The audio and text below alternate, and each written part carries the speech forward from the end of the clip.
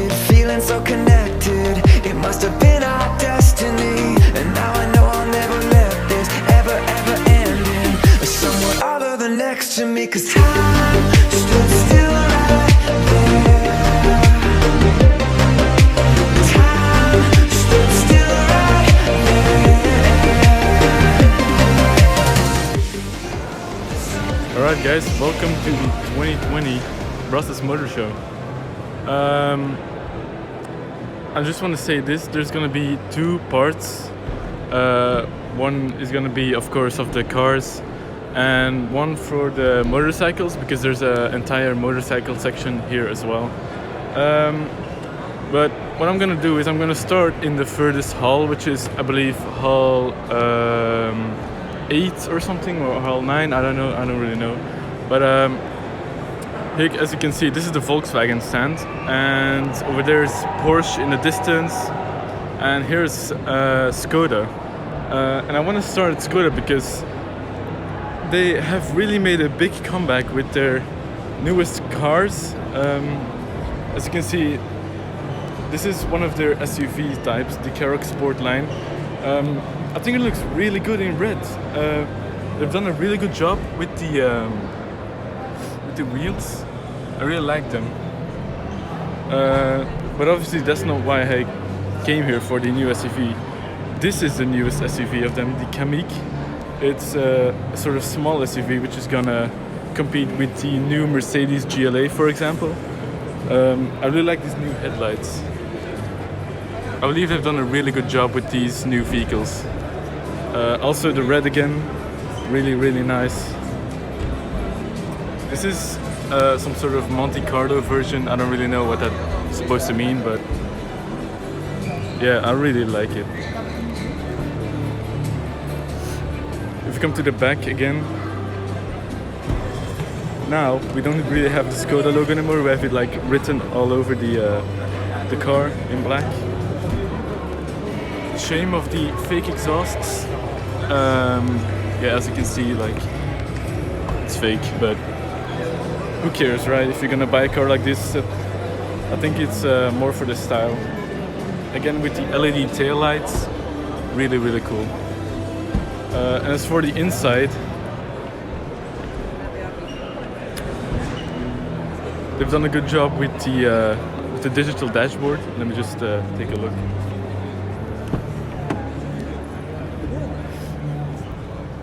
As you can see, everything is digitalized. And of course the automatic transmission. Even the inside, we got these red accents on the seats. Really like those. Yeah, this is a good contender for to look out for a small SUV. If we move on, we again have the standard cars that we already know, like the Fabia, like the Karoq, which is like the bigger SUV. I really like this color actually. I think it's a really cool color. It's like sort of chalk gray. Shame of the wheels that they're silver, but whatever.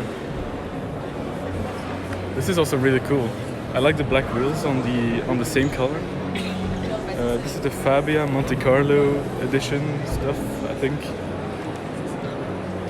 Yeah, not bad, guys. But yeah, all the rest are like the standard Skoda cars we already see. Fun fact, the Skoda, I think, Fabia Brick, I think it is. It's actually the best, like the most sold brick variant car in the entire country of Belgium, which is actually pretty neat. Oh yeah. Apparently they also made an electric car, Citigo e-iV. Seems like it goes for around 19,100 euros with no options. As you can see, yeah, it's entirely electric. You got the plug-in. Let's check out the inside from the driver's side. Again with the Skoda badge written all over the back instead of just the logo.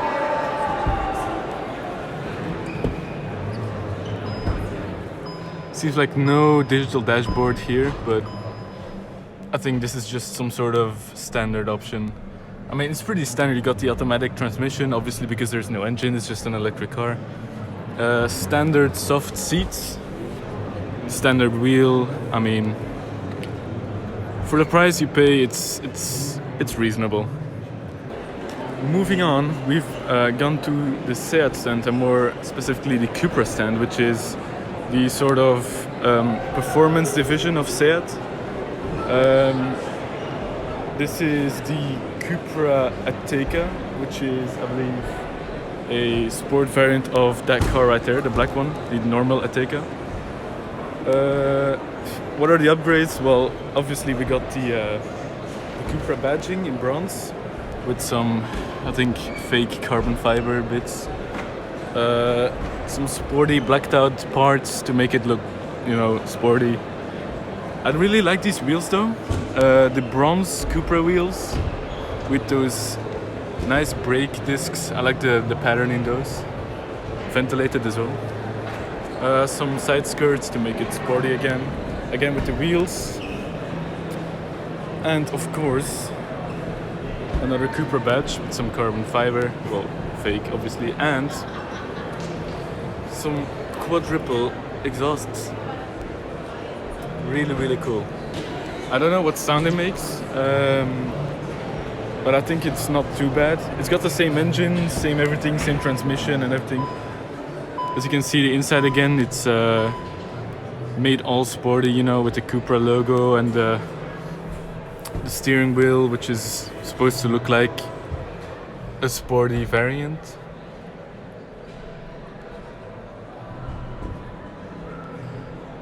Obviously, automatic transmission. Yeah, nice touchscreen. It's good enough. I'm not gonna say it's the best out there, but it's not bad. Yeah, I also really like these seats with the Alcantara. I mean, I think it's Alcantara. I don't know.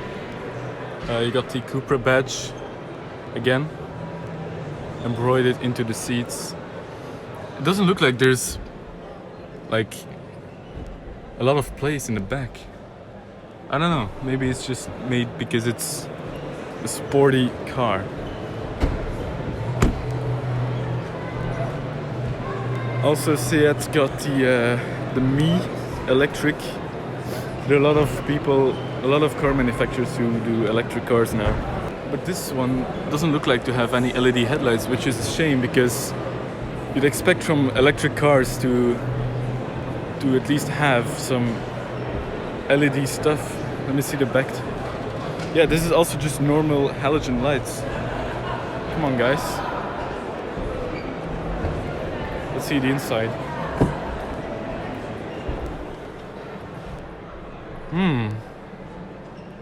Why does this remind me of literally Skoda on the other side that we've just been there? The electric car looks exactly the same inside. Huh.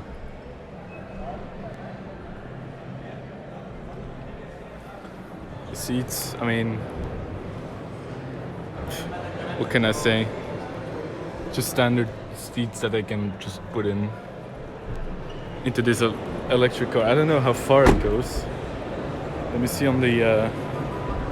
Is there any specifications on how far does it go? Well, it says here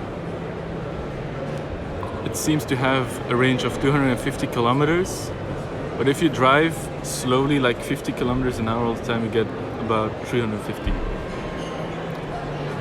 Don't know if that's true, but I'll take their word for it. Depends on the driving style, really. Like, you can't really judge the range of electric cars. If you go hard on the throttle all the time, obviously you're gonna lose a lot of range really, really fast, instead of, you know, driving slowly and staying to the speed limit. Moving on the Seat stand we have obviously the old cars we already know. The Tarraco, the normal Ateca, Another variant of the Ateca. I think this is like a more premium version, this red one. What's this? This is the Seat Leon. Oh yeah, that's right, the Leon. Again with these LED headlights. Yeah, it's good for what it is. The black wheels, really dig those. But yeah, not really much to say about these cars, you know. These are things you see on the street every day. Seat Arona. What's this? This is some sort of like sport variant stuff. FR limited edition, it says. 115 horsepower. I don't really see how this is limited edition. Oh yeah, you got the badge here, FR. The bottomed out steering wheel, obviously to make it sporty again. The seats, yeah, not bad, not bad. But obviously, oh, this one has a digital dashboard. That's quite cool. Also with a infotainment that's not on. Automatic transmission. Again, not a lot of space in the back, but I think that's just because the seat is moved all the way backwards, just so people can get easily in and out. Moving on, we have the Audi stand. This is where it gets interesting. The new A6. Those headlights are really, really cool. I really dig those. But I mean, you can't just get enough of the normal A6. You gotta have. That's not it. That's the RS4. That's the RSQ3 in the green. But here it is, guys. The new RS6. It's bright red color, man. Wow. Look how wide that is. That is just insane, guys. It's got the RS7 headlights. Obviously the RS6 badging. Blacked out grille. Got a carbon fiber lip. Really, really dig those. But yeah, man, that is just an insane car. Look how wide the wheel arches are, guys. This is such a good presence on the road. Performance RS wheels. There's a kid running around the car. We got these massive carbon ceramic brake discs. Look at this brake caliper, dude. Obviously, ceramic on there. Really cool. Let's check out the back because that's where it's at. Also, new back headlights, tail lights, whatever. RS6 badging in black. Audi logo in black. Carbon fiber all over the place, and these big, massive, blacked out oval tailpipes, guys. Obviously, there's like a valve in there to reduce the sound, but from a distance, this is just huge, absolutely beautiful. Moving on, we have some standard cars of Audi. I think this is RSQ8 or I don't really know. It's a performance version of an SUV. That's all I know. I don't really know a lot about Audi, so I'm not gonna judge my opinion on that. Let me just close the tail so I can tell.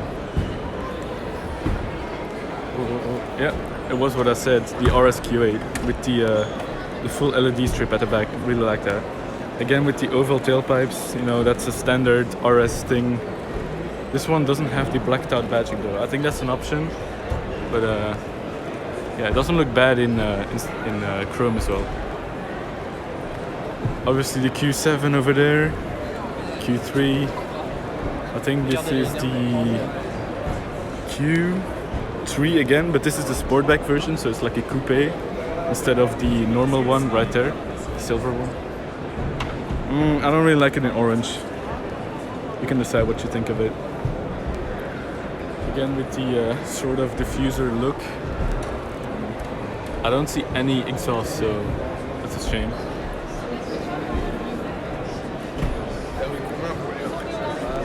This is the Q2, I believe. The color again, really cool. seems like this is the S-Line version. Yeah. I mean, just standard stuff you see on the road every day. Q5. This is I think this is the A6, but this is the coupe-ish version, not the brake. Yeah, I'd rather have the brake variant of the R6. But this is the A7.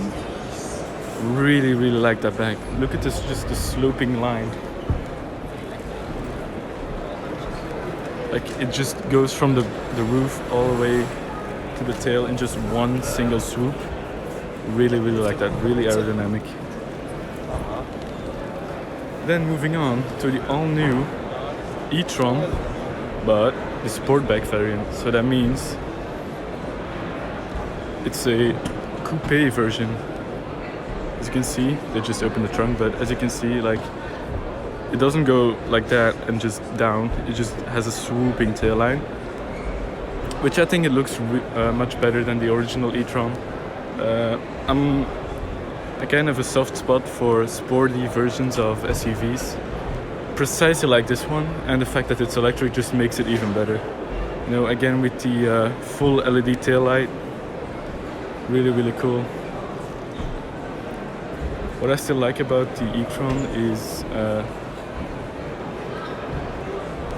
the badging, but the problem I think is it doesn't look electric enough.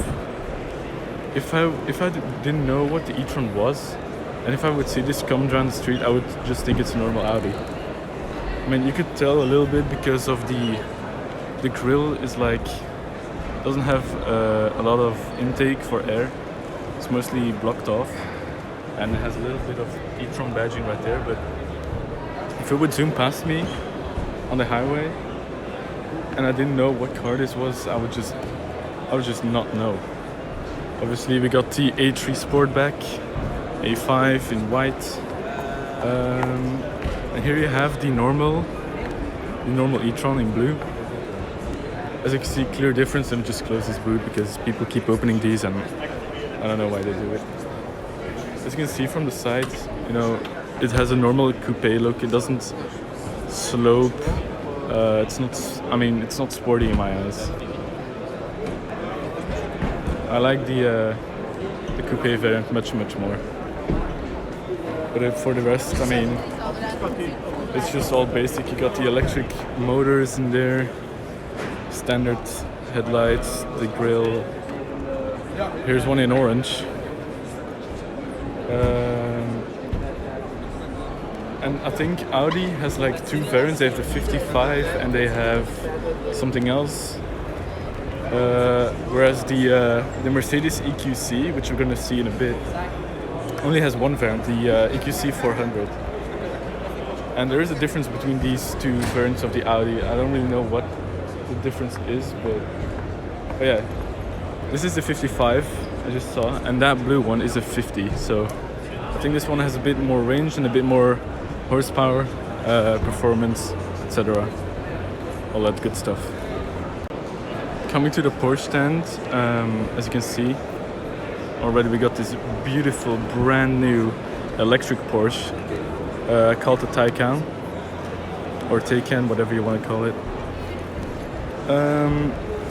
I heard a lot of people say it doesn't look good from the front, especially with those headlights. I think they look amazing. I think they did a very good job designing this car. Also with the white wheels, it causes a lot of controversy. I really like those. Really sets the car apart from the other Porsches. I think this is a charging port, and I think this is like a little fin to help with the airflow or something. I don't really know, to help achieve the amount of range you want. This is the Turbo S variant, so this is the most powerful Taycan in the entire range. Fun fact, they call it turbo, but obviously it's an electric car, it can't have any turbos. I think it's just to keep the name of the car itself. Let's look under. You have, seems like not really a diffuser, more like just a flat bottom of the car. Seems like this one's open, so we can take a little peek inside. You got like a infotainment right there, digital displays. We gewoon een video aan het maken voor YouTube. Je mag toch filmen, hè? Ja, oké, merci.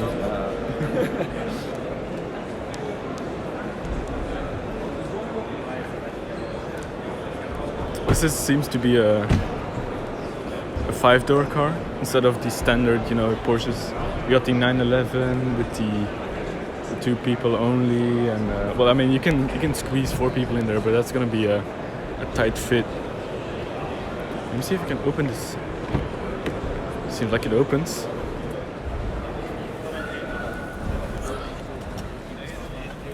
Wow. As you can see, you know, everything is digitalized.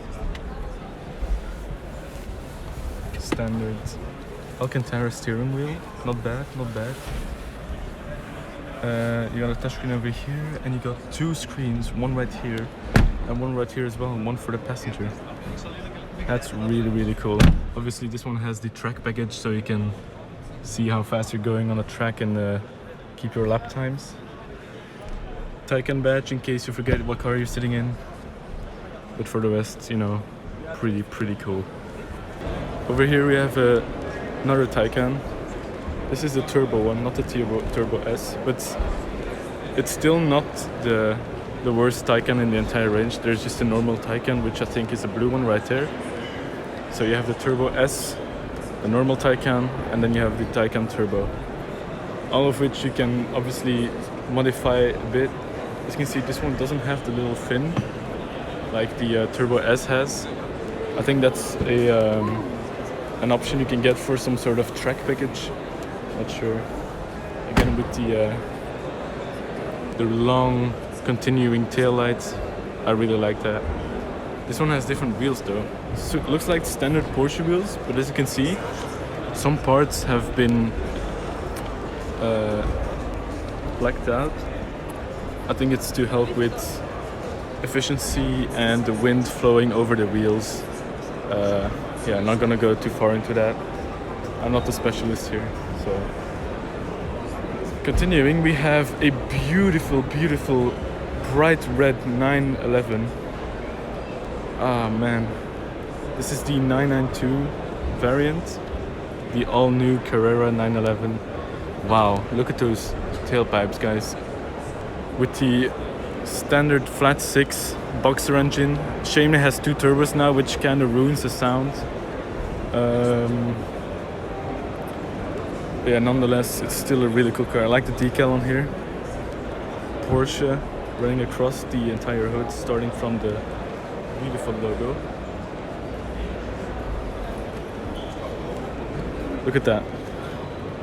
What a beautiful, beautiful car. Really, really like that. Obviously, continuing, we have another 911, but this is a Carrera 4. Different tailpipes, as you can see, but this one is a dropped-up version. So, if you're cruising down the street at 150 kilometers an hour, you can just keep your head dry with the wind passing through. Moving on, this is really, really exciting. This is the brand new Porsche Cayman GT4. Look at this really, really amazing spec, guys. Sorry for the light flickering, but this yellow color, really, really dig that. Again with the wing, obviously because it's a GT4 variant. And again, which I'm really glad they brought back, is they put again the flat 6 boxer engine into it, because they used to put a flat 4 into the Cayman, which kind of ruined the performance and the sound. Really glad they put the flat 6 back in it. It's gonna make for some really, really cool sound. Also, look at this diffuser. Wow, dude, that is just amazing. You got the dual tailpipes again. Look at this wing. This is really, really made for the track. Absolutely beautiful. Moving on from the Porsche section, we've come across the Volkswagen section, which is really, really big. It stretches out all the way to that yellow-green wall back there. I'm gonna try to go over as fast as possible because there's just too much cars here to cover. Obviously, you got the T-Roc, you know, SUVs from Volkswagen, but this, look at this. This is a Belgian premiere, but this is the T-Roc drop-top variant. I think they're following these designs of the Range Rover cars with the drop-top SUV variants. I mean, you can say whatever you want about it. I don't like it. I mean, SUVs doesn't have to be drop-top variants.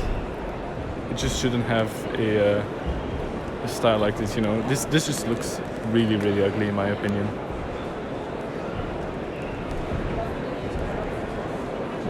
Yeah, that's just, yeah, not for me. Maybe for some people, but not for me. The T-Cross, you know, headlights, taillights, kind of a bit updated with the LED stuff. Another T-Cross in blue. Here we have the new Golf.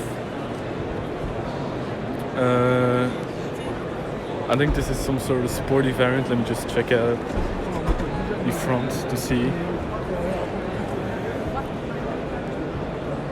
Yeah, this seems to be the Golf R. I have just one complaint, and I think a lot of people are gonna agree about this.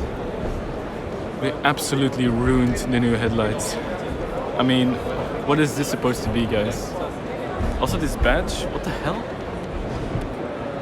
The color isn't also very good. It's like some sort of mustard green. New back taillights. Yeah, it's kind of the same style as the front. These new exhausts. I mean, people are gonna hate Golf for this, guys. They're gonna instantly get a different exhaust system because this just looks hideous compared to the old R. Wow. Yeah, some more Golfs. This is the standard, or some sort of standard variant. I mean, they're basically all the same, a bit from the outside, as well as this one. This is another R spec. I don't think it's the R line, but well, I mean, I don't think this is the R one, but just the R line. Oh well, moving on.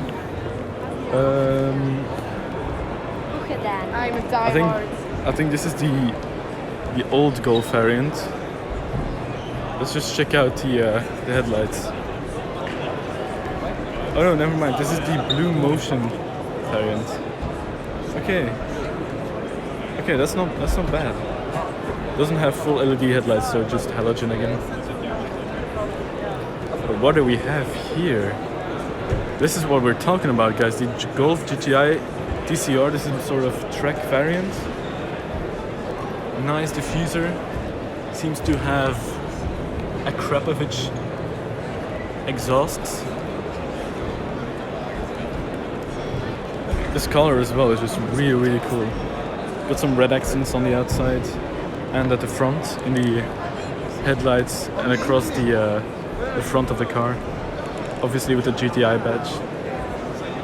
See, this is what they should have kept the headlights to for the Golf.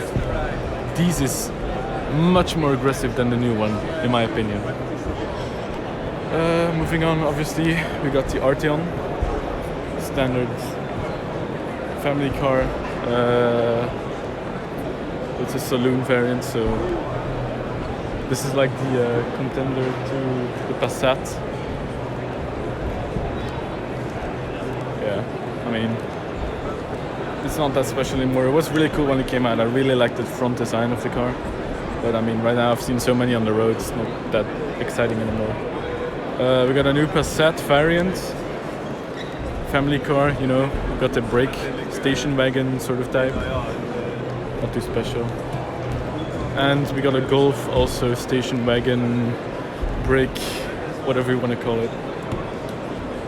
Over here we got the Polo, also a little bit updated for the 2020 model year.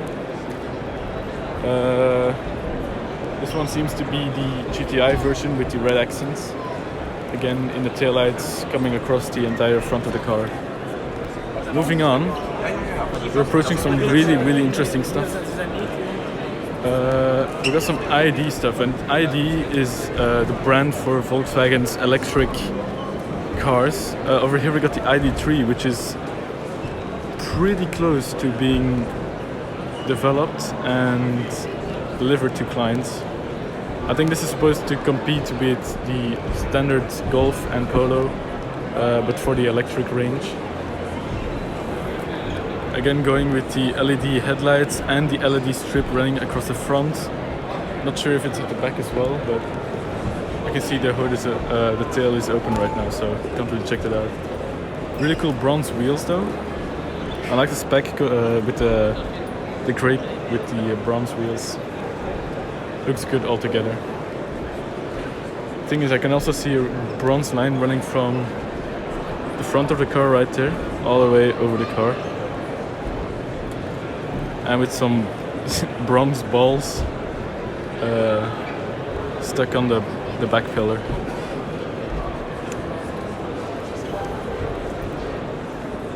Here have some sort of electric buggy thing. This looks concept. Doesn't look like it's gonna be made anytime soon. Just look at the inside. I wouldn't buy it just in this color, like it's hideous. And over here we got the Buzz Cargo, which is a electric variant concept car with, like, this is just the minivan, the minibus from the good old times. They actually like redesigned it to be an electric car. Obviously, as you can see, we got the cameras as rear view mirrors. Really cool. I don't really like the red light on the side. Like, that's gonna cause some confusion on the road. I like the way it like continues, but I don't like the way it goes on the side of the car. They could have done that a little bit better, in my opinion. I mean, this just defines flower power. Can't really, yeah, it literally says on the car right there. This is what I was talking about, the old minivan of Volkswagen. That's what they made into an electric variant, as we saw. Yeah, I don't like this. Coming into Hall 7, we're gonna start off with a Barth, showing off 3 of the same cars basically. It's always the 595 car that they have, but they have like different styles. This is like the Competizione, that's one, the Turismo, and this one is the 7th Anniversario. You can say what you want about them. I don't like Abarth, so we're just gonna move on for this. Here we have the Fiat stand. I don't really know their cars either. You know, we got the Panda. Oh, seems like they finally updated the Panda as well, because I don't know if you know, but this car had really ugly ass headlights. Like, it was disgusting. And it seems to be disgusting again, but they've done it in a more subtle way now. Moving on, we have the Fiat Tipo in blue. I think it's just a standard brake car that, you know, to compete with the Passat and other brake cars. Yeah, not bad. The 500X. You know, we obviously have the Fiat 500, but this one's the X variant, so it's like a little SUV. I don't know too much about it, so I'm just gonna move on. Another 500X, but this one's in green, seems like a dark green. I mean, yeah, just standard stuff. Here we have the standard 500.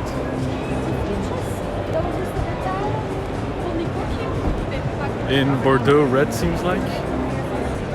Here we have it in white. I'm trying to compare some colors. Oh, this one seems to be the C version. I don't really know what the difference is, but you can look it up because I don't really know. Moving over to the Jeep stand, we got the Renegades, the Compass. I mean, might say all look the same. Jeep is just, you know, Jeep. This is the Compass in white. Seems to be with like a cargo rack on the top with like the what do you call that stuff on the top? The carrying space for luggage and stuff. The black Compass, you know, it's kind of all the same. Not much difference between these cars. I wish they had the Trackhawk version, because that's like the more performance variant of the Jeep. Okay, here we have a car that's been entirely stripped. Do you see what's inside? I think this is an electric variant. As you can see, like there's some red lights running through. I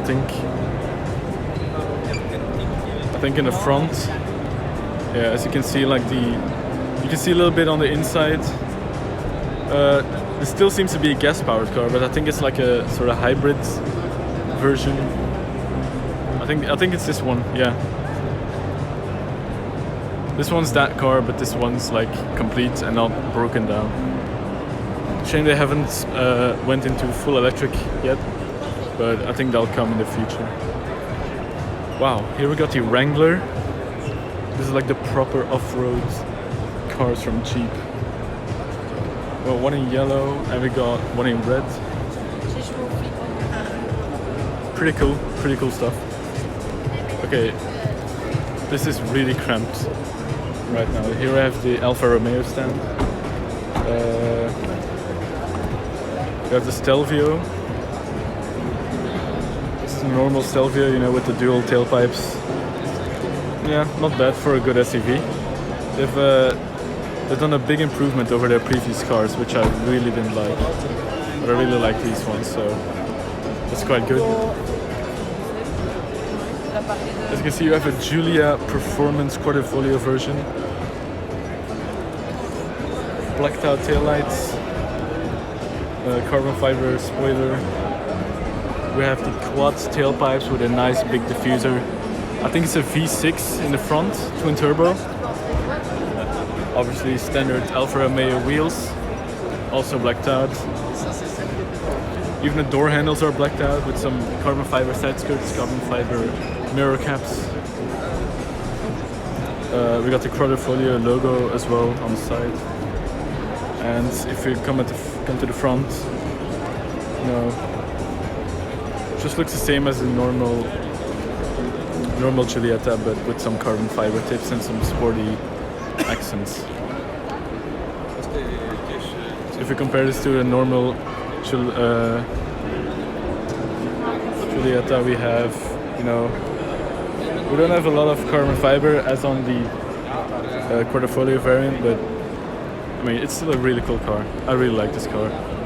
Coming over to the Toyota stand, there's not much I really like about Toyota, except for they've come with this one, the Yaris, but the GR Sport variant. So they actually took a Yaris now and they made it into a sporty car, which is going to compete with, I suppose, the Abarth and Fiesta ST from Ford. Yeah, I'm not too much into it. And over here we got a kid racing on a VR. There's no screen, so I can't really see what he's seeing, but I suppose it's sort of a racing simulator. Over here we got the Toyota rally car. This is just insane. Just look at the spoiler, all in carbon fiber. As you can see, it's literally all carbon fiber. As well as this huge exhaust pipe and this huge, massive diffuser. Also all the way in carbon fiber. We got some wheel vents on the back to release hot air pressure. White rims. If we go to the front, I mean, look at all this carbon fiber all over this car. And over here we have probably the most interesting car of the entire Toyota stand, which is the brand new Toyota Supra. Finally, after so many years, they've given us a brand new Supra to admire. And I think they've done a really good job on the outside. Shame they've just bought the entire engine and transmission and everything over from BMW, from the Z4. But nonetheless, really beautiful car. Yeah, obviously we got the Igo and some other cars, you know, standard range of Toyota. Not much to say about it, so I'm just gonna move on.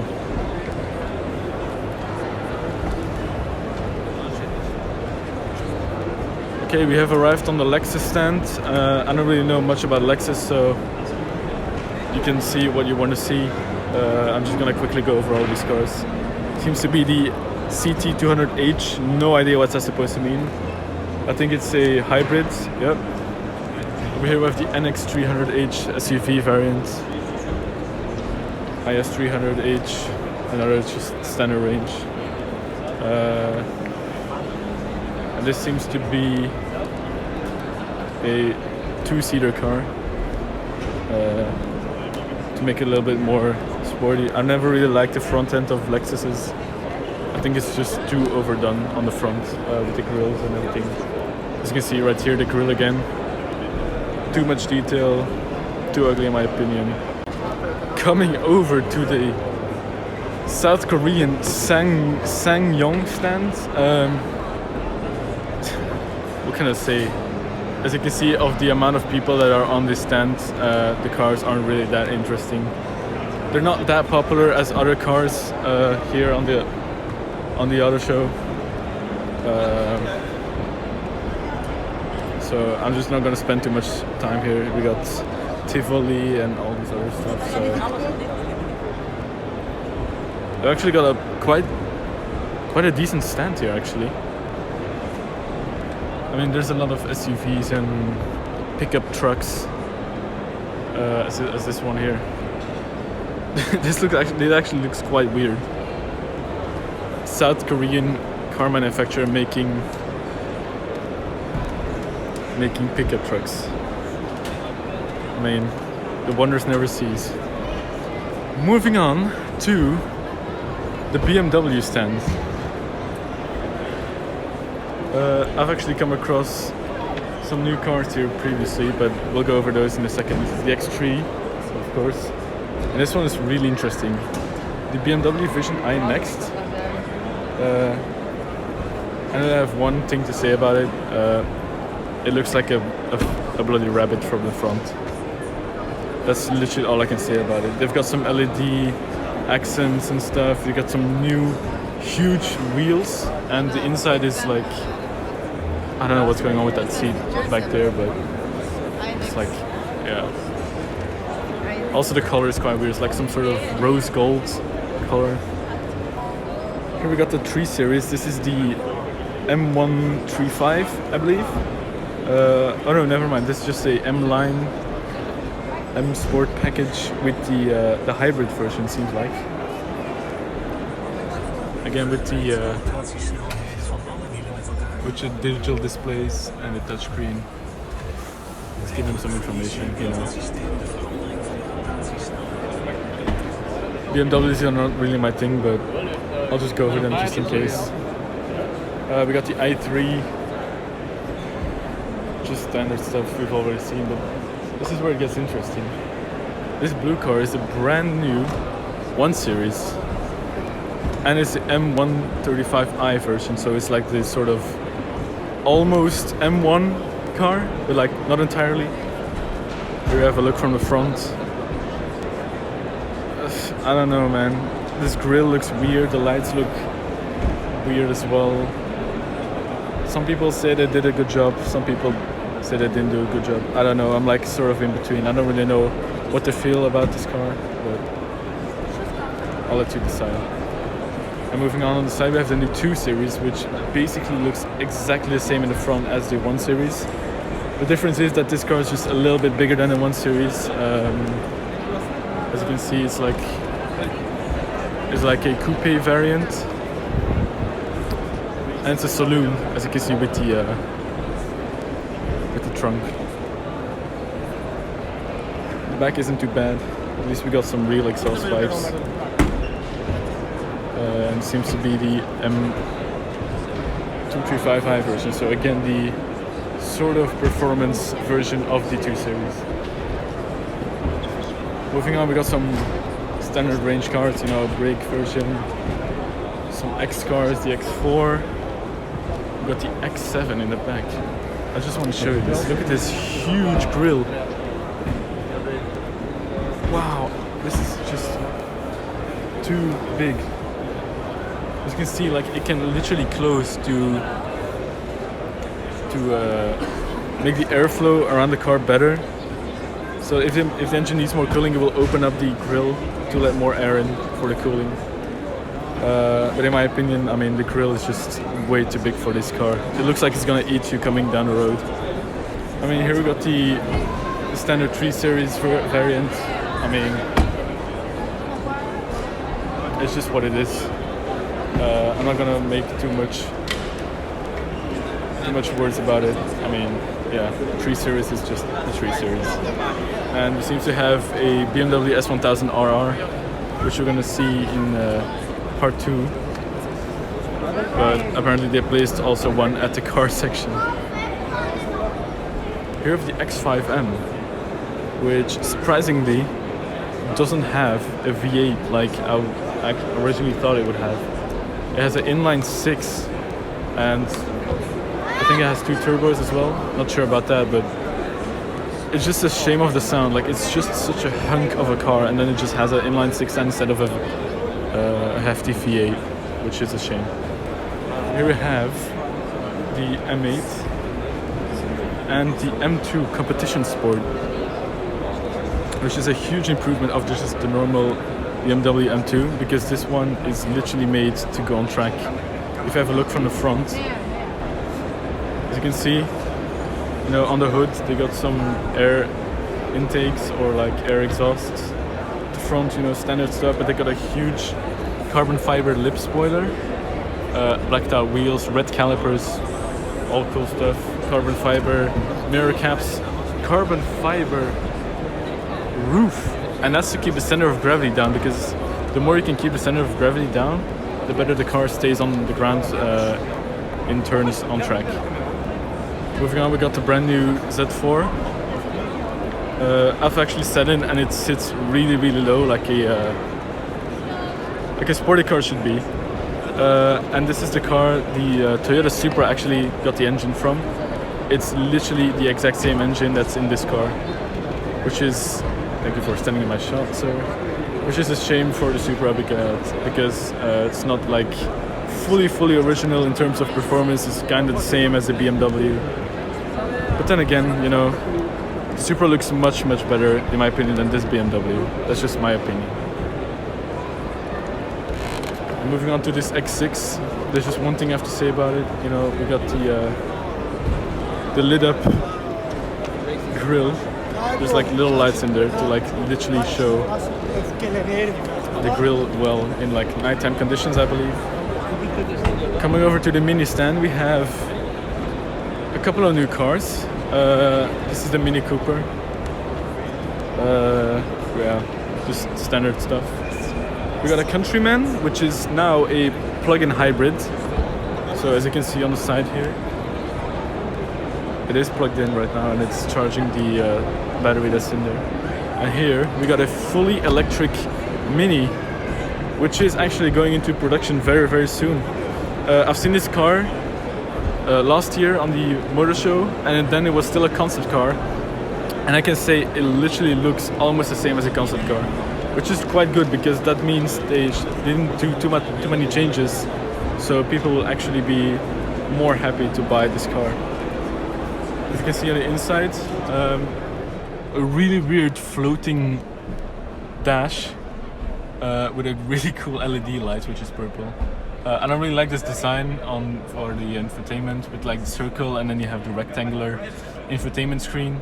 But it's kind of the same on all Minis, so I guess we're just gonna have to live with it. Automatic transmission, obviously, because it's an electric car.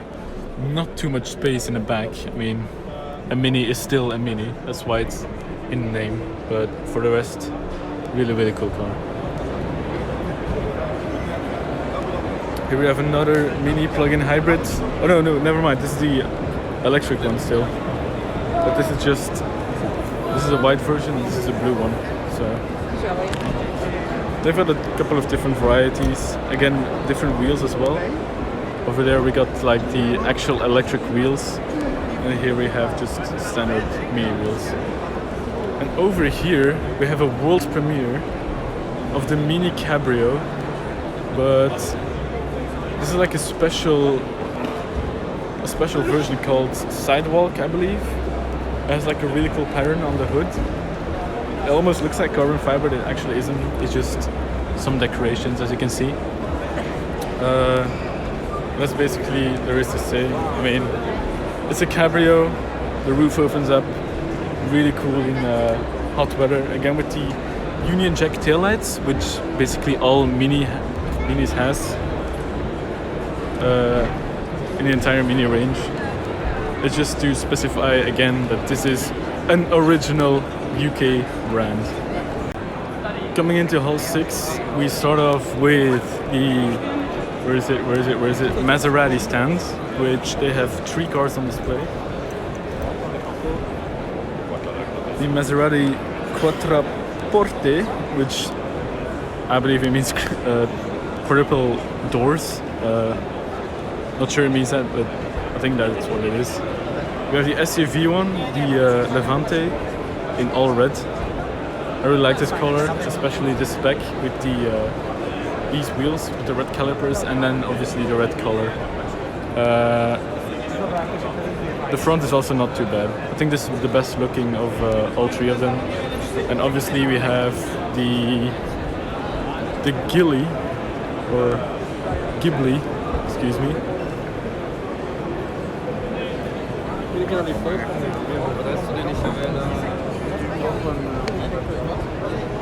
I mean, just another Maserati car.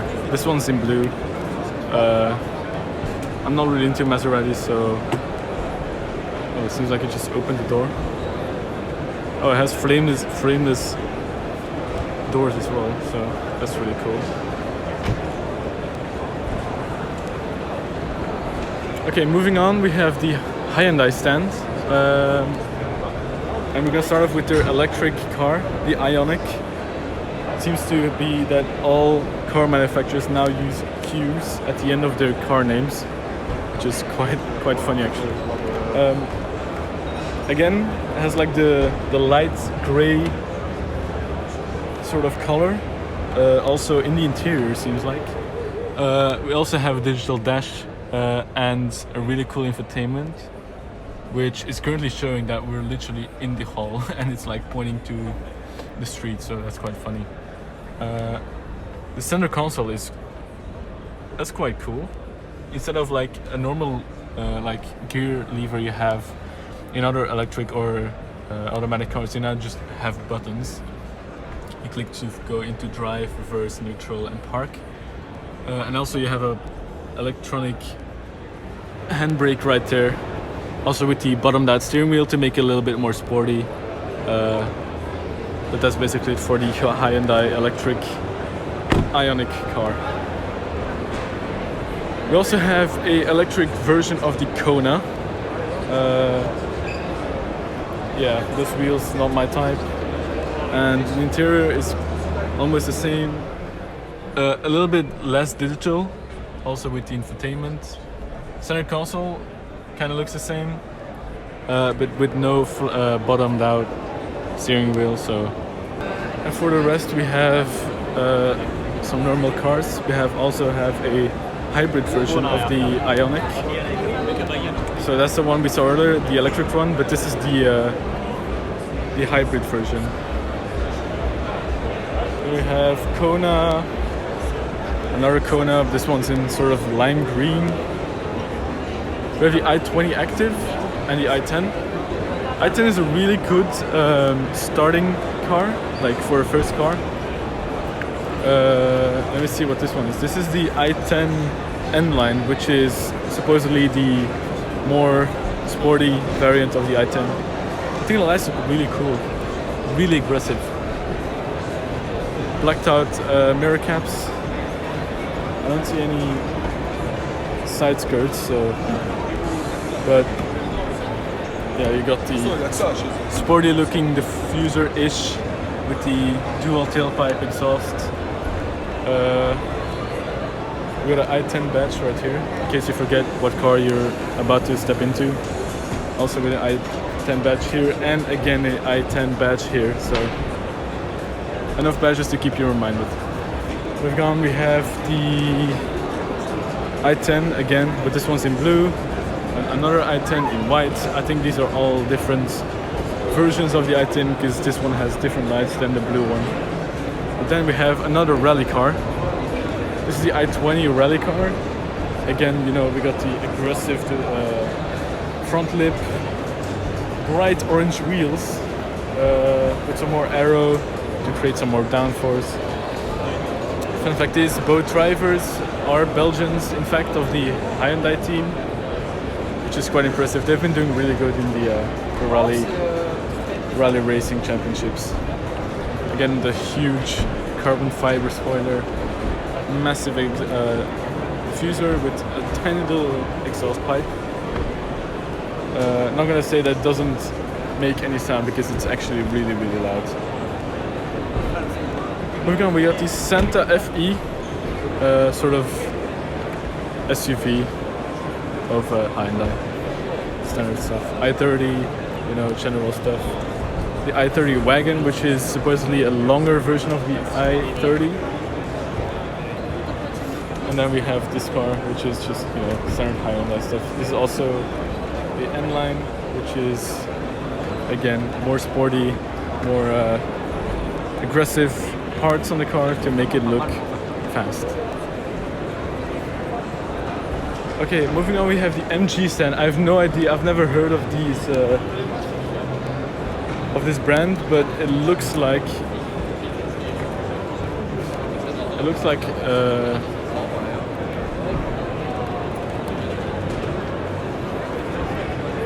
okay, so next up we have the MG with their MG ZS EV, which I suppose I think EV stands for electric vehicle. So this should be an electric car. If it's not, then I'm gonna be really disappointed with myself. Okay, it seems to be an actual electric car because it has an EV badge on the back as well. So I never heard about MG or MC or whatever you want to call it. But yeah, as you can see, electric motors and batteries all in the hood. And they basically have 3 types of the same cars lined up in their stand today at the Process Motor Show. Okay, we've come to the Land Rover part, which seems like we have a climbing wall right here. There's only a couple of cars I want to check out here, which is, you can see it in the distance right there. It's a Premier. It's a brand new Land Rover Defender, which I'm gonna hurry up to get there because there's a lot of people there. Alright, there it is. I don't know if you know the old Defender, which looked really raw and off-roady. They made the new Defender to be sort of the same style, but again, in sort of a more 2020 look. We got LED headlights, again with really robust tires, but still, it is made to go off-road. Like that, you can see that from a far distance. Really cool taillights as well, little cubes, which bring back the good old times of the old Defender. Again with the spare tire on the back, but I don't know if you can see, On the driver door it says prototype, so I don't know if this will actually be the final product. I hope it is, because I really like this new Defender. Really, really cool. Okay, and for the rest we have some Range Rovers, you know, standard stuff. Not really anything new for me. I think this is the performance one, the SVR in all black. Yeah, that's basically everything I like about Range Rover. You know, all black cars. That's just how you should buy them. Not any other spec, not any other color, just all black. That's just Range Rover standard. Moving on to Jaguar. We have some standard cars that we already know. This seems to be the E-Pace. Seems to be the E-Pace SVR. You know, the V8. Really, really cool sounds. If you have a chance to listen to it in real life, you really should, because this is a beautiful tune. This orange car seems to be the electric Jaguar. This is the I-Pace. It's beautiful orange color. Strange taillights, though. That's all I can say about it. It goes up and down and up and down. Let's just take a look at the front. Again, you know, aggressive styling at the front for the electric SUV from Jaguar. It seems like it has been nominated for the 2019 World Car Awards. The design, the green car, and just the World Car of the Year. So let's see how that goes. This is a blue one. I actually really like the one in blue more. But that's just personal opinions. Over here we got the Formula E Jaguar electric race car. I'm a big fan of Formula 1, but I've never really watched Formula E. I think it's you know, it's stupid, and the sound is just awful, and it doesn't make any sense in my eyes. I mean, it kind of does, because they're trying to go for a more ecologic way of racing instead of just burning tons of fuel. But I think within racing you have to feel the power of the sound and engines and all the stuff that comes with it. So I really like the design of the car, but I don't like the concept behind it. Moving on, which is really exciting, the all-new F-Type of Jaguar. You now no longer have the taillights going up the bonnet of the car. Now you have them going to the side, which, if you can see from a distance, it makes the car look more wide, which is obviously better to show that it has more presence on the road. Sleek design of the headlights, and they've also changed a bit on the back, but not too much. So this is where it's just gonna keep it for this car. Really, really cool. Moving over to the Mazda stand, we have some more general cars. You got the CX-30 SUV. We got another SUV over here. Another CX-30 that's on some sort of stand apparently. I don't know if it's special or not. CX-5, a little bit bigger than the CX-30. I mean, yeah, it's just standard Mazda stuff. Not much to say about these cars. You know, you got the Mazda 2, it's a smaller car. Except for the Mazda 3, let me just see where that car is. I think it's one of these, or I think it's, I don't know. The Mazda 3 is like a really, really cool car. I would definitely have a Mazda 3 as a first car. Oh, this is the one. But this is the hybrid version, so that's even better. So yeah, I really, if someone would give this to me as my first car, I would gladly accept it. It's a really, really good car. Really beautiful on the outside and the inside. And then obviously we have the Mazda MX-5. This one's in bright red, obviously, as it should be, with the MX-5, with the drop top. Over there you have the coupe version. But yeah, this is like a little fun car from Mazda. I mean, I've seen plenty of them drive around the streets. Not too special, but quite a fun car to drive around with. I just wanted to show this. This is a 100% electric Mazda concept, I think. or is just the one they're gonna build, but this is a premiere in Europe. I mean, yeah, it's just standard Mazda stuff. The MX-30 instead of CX, so defines the electric variant of the Mazda. And look at those doors. Huh, that's quite interesting. Okay, moving over to whatever this stand is, but they've got a Lamborghini Aventador SV, so that's always really cool to look at. Nice spec, dark reds with the blacked out wheels. Look at that front end though, that's really low to the ground. Really aggressive. Amazing car. Nice spoiler as well as the SV has.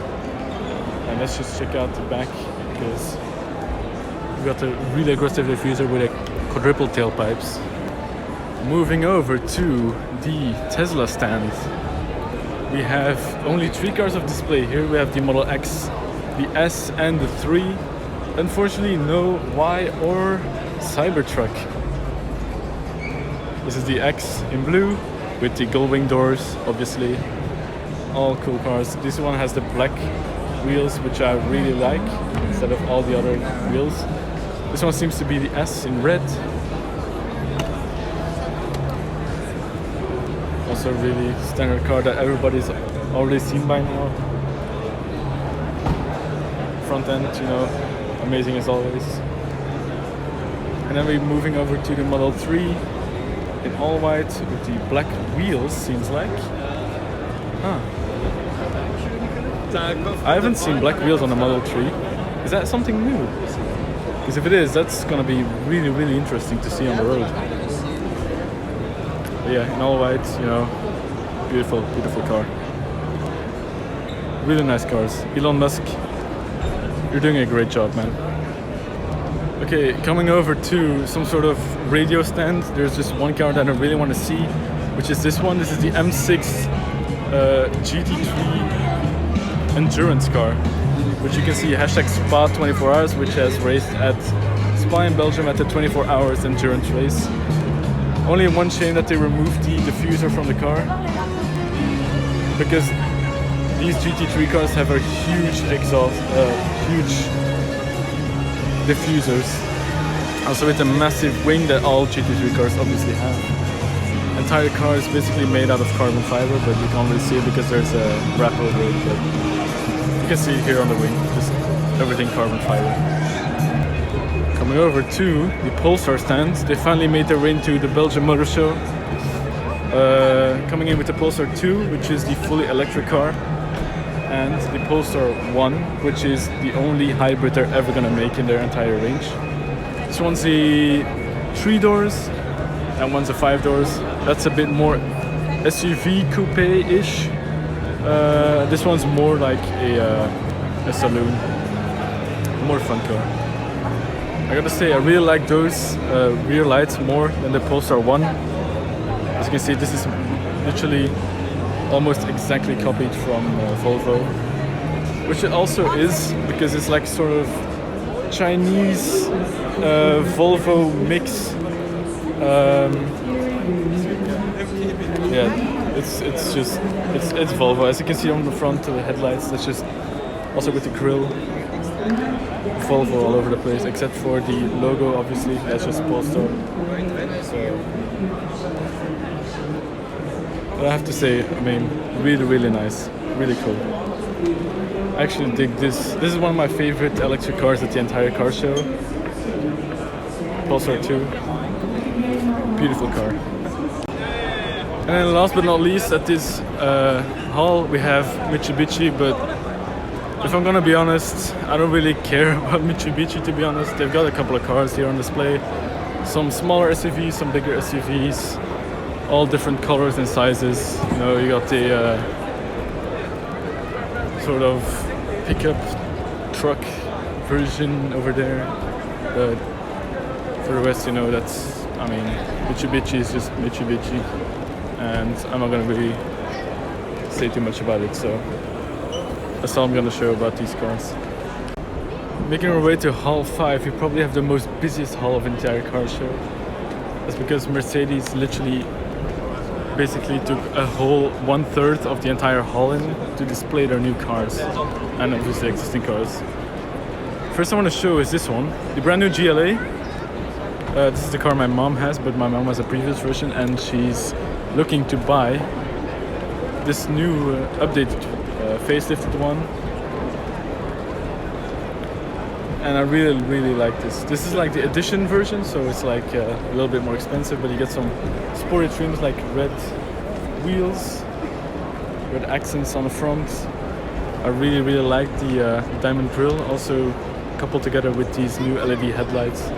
And obviously, you know, you got the matte gray finish, one of the most beautiful colors of Mercedes, and you got the digital dash on the inside with the MBUX system that everybody knows. Probably one of the best infotainment systems out there right now, the MBUX. This is a little more standard version. Also with the MBUX, if I can just open the door. You can see the screen going on right there, but it doesn't seem to be working right now. But you can look up videos of that system on YouTube. Really nice. Also the front LED headlights and the grille. This doesn't have the diamond grille like the one we just saw, but still I really like it. Compared to the old one, this is much better. Okay, here's the A-Class sedan. Or Berlin, whatever you want to call it. This is like the A-Class, but like the extended version, if I can say. Yeah, just standard entry-level cars for Mercedes. Here's a normal A-Class, but again with the matte gray finish, or satin gray, I think it's called. Yeah, just absolutely magnificent color. It basically fits on every Mercedes car. Stunning. Again with these really cool LED headlights. That's sick. Moving on, we got the facelifted B-Class, which I'm not gonna spend too much time on because I don't really care. Seems like it's a hybrid though, so that's quite cool. We got the C-Class. I mean, standard stuff again. This one was really cool. The new GLE. What an absolute beast of a car. New LED headlights. New finish all the way from the front. Seems to be in a hybrid as well. Yeah, this is way too big for me. I don't really like it, so.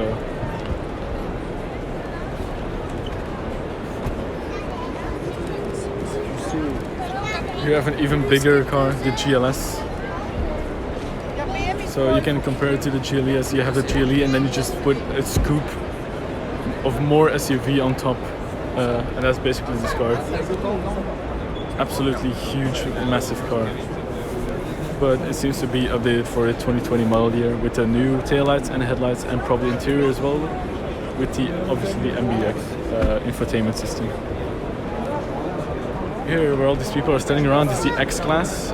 It's basically Mercedes' version of a pickup truck, which I think looks absolutely hideous.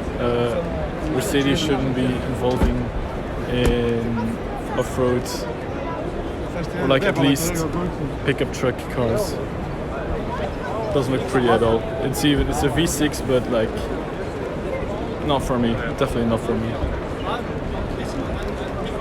Over here we got the V-Class, which is like another sort of family car for like, I think you can fit 8 people. It's like sliding doors, you know, standard stuff. Moving over to the EQ stand of Mercedes, we have the EQC 400. Really awesome car. Really like the headlights. I really like the way the headlights continue all the way across the entire front of the car. Really makes it stand out on the road. Like if you can see this thing coming down the street, you immediately know it's an EQC just because of the headlights. Also the taillights. again with the continuous light bar going down the entire back of the car. This one also has a little sort of diffuser to help with efficiency. But I don't know if you can see, this car is really low to the ground on the back, especially on the back. And that's because this car almost weighs 2.5 tons, I believe, thanks to all the batteries underneath the car.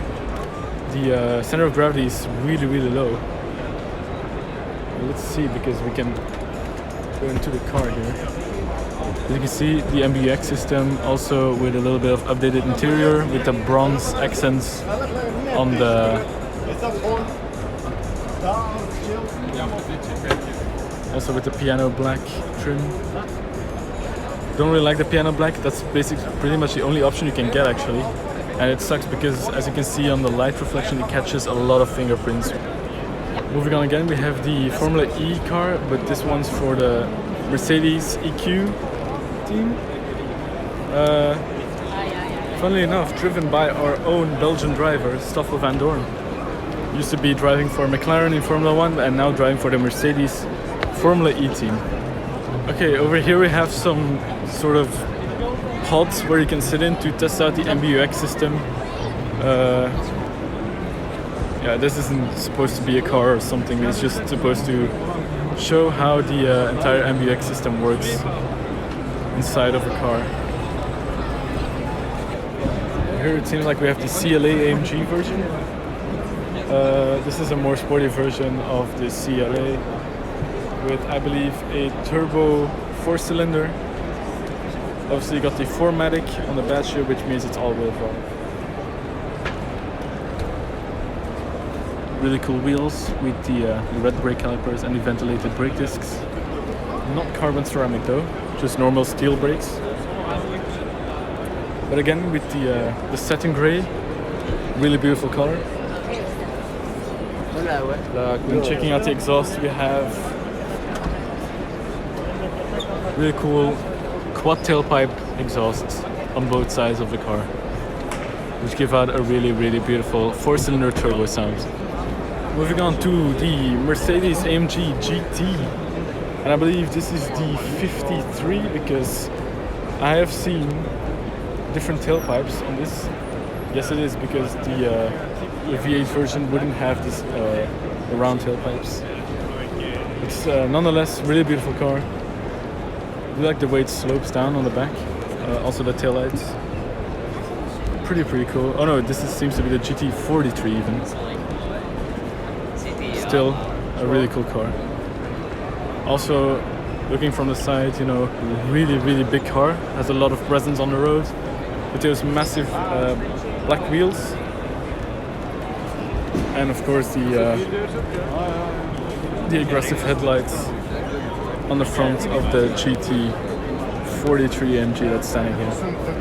We have one GT here, which is the GTC, I believe. This one does have an actual V8, all in yellow. Also updated back and front of the car with the now round tailpipes. Oh no, this is just a normal GT, excuse me. But yeah, beautiful car. Okay, moving on, we're coming to the AMG GLE, which is basically a GLE and more jacked up to be an actual performance SUV. This one seems to be the coupe version, which I really like. I like the ducktail spoiler on the back as well.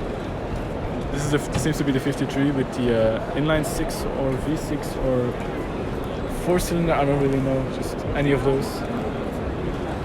But yeah, this really has a lot of presence on the road. Such a high and wide car. And if you want to buy some Mercedes perfume, you can also do it here. They actually have a minus 20% discount today, so if you're interested, you can go ahead and buy one. Okay, and for the rest, we have some more standard cars. We have a E-Class, I believe, yep. And we have a CLS updated car for the new models of Mercedes. So for the rest, it's just all the standard cars you've seen. Another E-Class, I think. Yep, this one's in red. And this one's a coupe as well, instead of the standard E-Class you can buy. Moving over to the Volvo stand, we have a couple of SUVs and standard Volvos that everybody knows. You know, you got the XC40 right here. You got the XC60, but this one seems to have a little special Polestar logo on the front, which I believe makes it, yep, plug-in hybrid. With seems to be ventilated brakes. Really, really cool. It says made in Germany, which is quite rare. We also have another Volvo SUV over there. Don't know what that one is. This one's the S60. It's a more brake. I don't know, not a brake. It's just a more saloon type of car. I mean, whatever you want, right? Volvo has it all. Also a really popular brand in Belgium, Volvo. I see a lot of people driving their cars, which are Volvos. We got a V60 over here with a crying kid and another Polestar logo, which means it's also a plug-in hybrid. Fully white, which I really like for an electric car, well, or hybrids, either way. Really, really cool. Got a V60, but this one's a brake then. Other SUVs. XC90 this one is. I think this is the biggest SUV you can buy from Volvo. Let's just have a little walk around.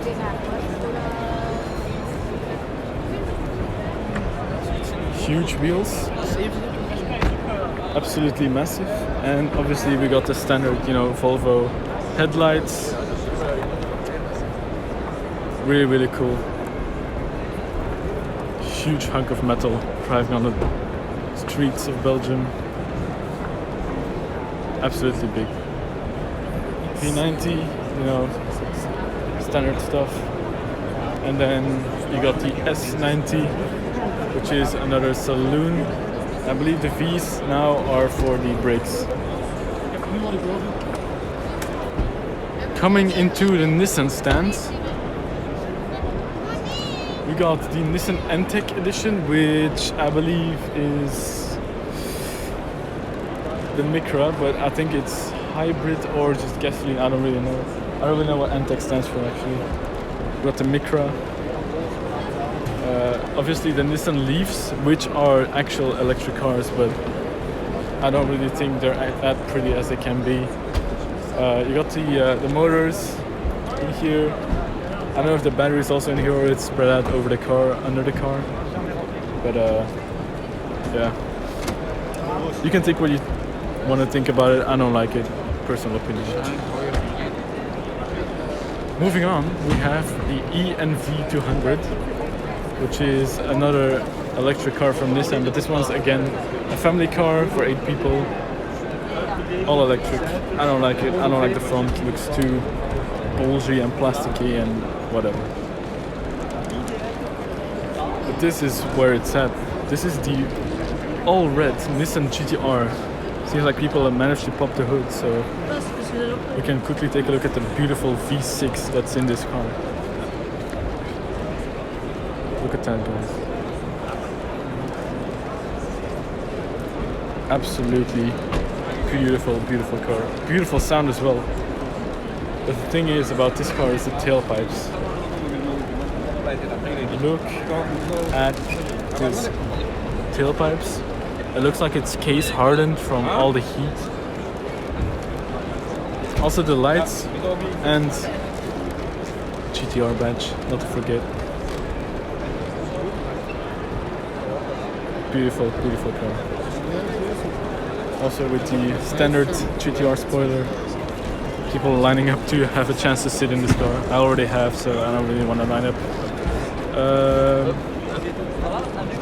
But yeah. With the hood closed, it's even more pretty. You got the standard GTR headlights with the front grille. Really, really cool. Really, really amazing car. For the rest, you have some more standard cars. You have the Qashqai, you have the Juke, I believe. Oh, this is a new updated Juke. with the new headlights. Not a big fan of the Nissan lineup, but for whoever's interested, I mean, here you go. This is the front, and let's check out on the side. Yeah, standard SUV stuff, and they managed to open the boot now, but lights all LED, obviously. Let me just close. Oh. Let me just close it real quick. This is how it looks with the boot closed. Yeah, standard Juke stuff. Righto, 4:30, and we've come to the Ford stand with a couple of new cars or facelifts. Okay, it seems like somebody just honked the horn. EcoSport, no idea what that means. I don't know if there's an actual model name. No, it's actually just literally just called EcoSport. Never heard of it, but it seems like another small SUV. Another Puma, still mild hybrid. You can probably charge it, but mild hybrid isn't supposed to be charged at all times. Then we got another brand new car, the Kuga, which is another SUV. Again, mild hybrid, but this one's bigger than the Puma. Like I said, you know, cars for everybody. Ford is really upping their game here. A new Focus. This one's a brake version with, again, the cargo stuff on the top rack. Updated Fiesta. Everything's a mild hybrid these days. Really like this design over the previous generations of Fiestas. We got the brand new taillights again with an actual exhaust pipe sticking out right now, so that's quite cool. It's really amazing. We have another Fiesta, which is, I believe, same size, but this one's in all grey instead of the blue over there. This one has an actual bike on a rack on the roof, which is quite funny. Yeah, this one's a bit more standard. Not a lot of options like the blue Fiesta we have over there. Here we come to the Fiesta ST, which is an actual 3-door instead of a 5-door. But obviously, as it says in the name, the ST, the more sporty version. I think it has something between 200 or 300 horsepower, front wheel drive. I mean, yeah, nothing for me, but it is what it is. A brand new Focus, also hybrid. I think Ford's going for a more ecological step into the automotive industry with all their hybrid cars. Also a mild hybrid, like it says on the front, but pretty cool stuff. This seems to be the Focus ST, if I'm not mistaken, or it's just a normal Focus again. Even though it says Ford Performance on the engine bay. As you can see by the amount of slats on this engine cover, it's a 4-cylinder. Also, I think with around 300 horsepower, maybe 250 or something, I don't know. I'm not really a huge Ford fanboy, but only thing I really like about the new Focus is the rear taillights. They've done a really good job updating these. I mean, they already looked good in the previous generations, but now they look even better. This one also has double tailpipes on both sides of the car. And moving on to the actual gem of the entire Ford lineup, we have got the Ford Mustang GT. Obviously with the 5-liter V8 badge. Not sure if you can get in. No, car's locked. But on the back we got, instead of the standard Mustang horse, we got the GT logo, which makes it clear that this is not just a normal Mustang, this is the actual GT V8 version. I think for just about 500 horsepower. Yeah, you got the standard quad tailpipes, you know, with a little diffuser, rain lights and stuff. Pretty cool. Shame that the Mustang electric SUV isn't here at the auto show, which is quite a shame. I mean, the front's still the same. I think, yeah, there is the actual Mustang horse on the front here, but not on the back because that's obviously reserved for the GT badge. Really cool headlights. Okay, moving on, we've got a Ford Raptor, which in my eyes is way too big to be driving around on the Belgian streets.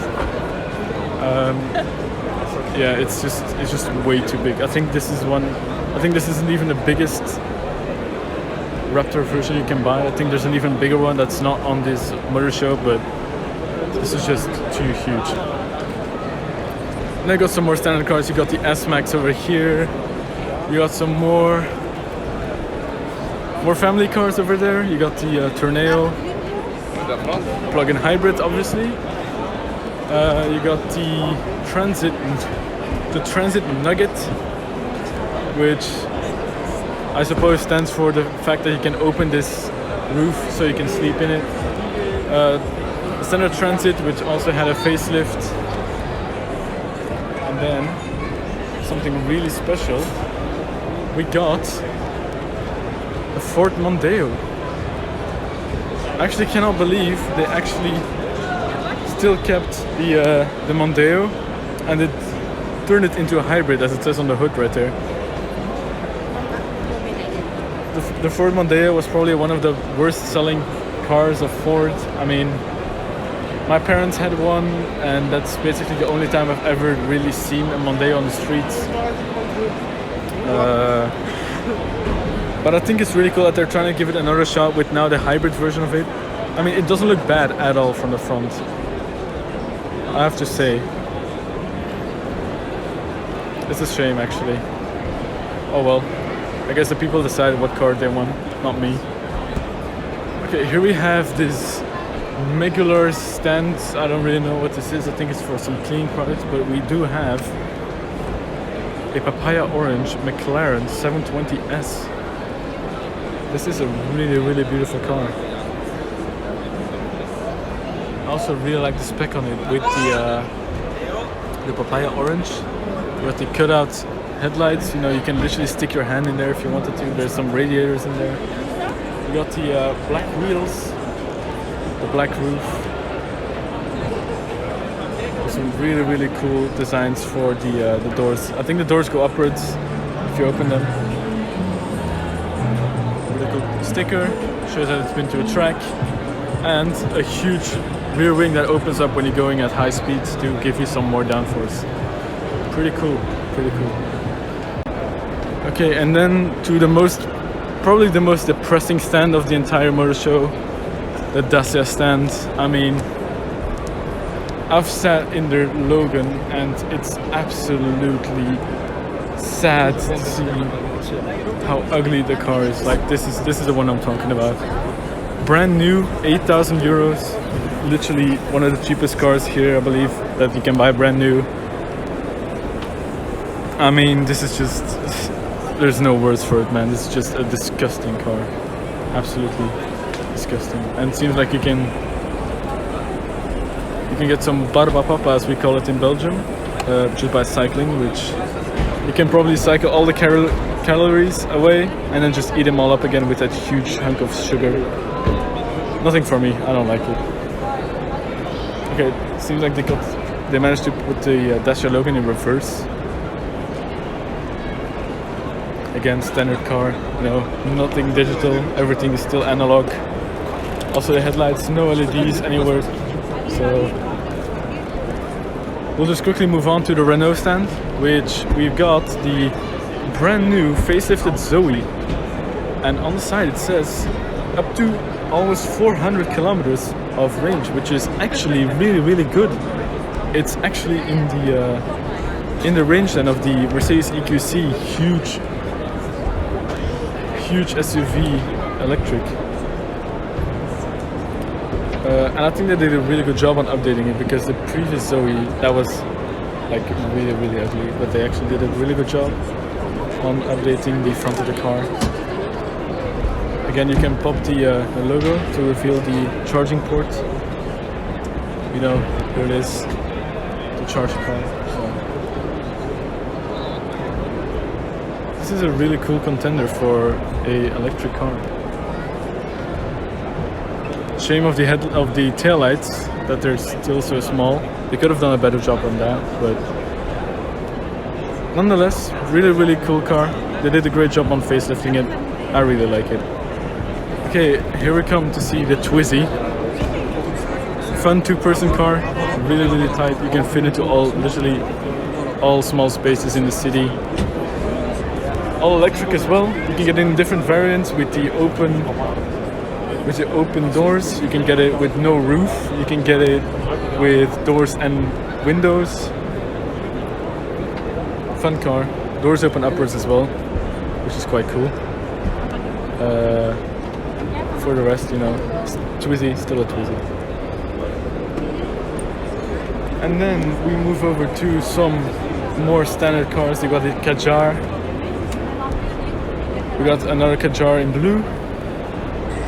And then we come over to the Megane RS, which is one of their only performance cars in the entire lineup. I really dig this color as well. We got the sort of papaya orange, which has like a shine in the light to make it a little bit more yellow.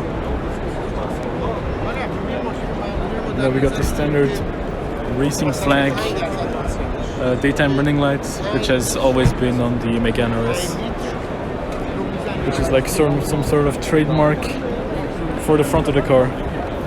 Also really dig these wheels with the red accents. We got Brembo brakes, really, really cool. Good brakes.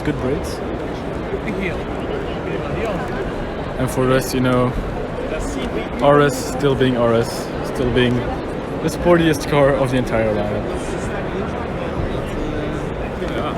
Okay, moving on, we got the Renault Scenic, you know, just standard range cars. This is a really cool color, like some sort of purple. Quite like it. Not bad. Yeah, as I said, you know, again with the Talisman and with the Megane, the normal Megane, I think. The front just basically was the same on every car.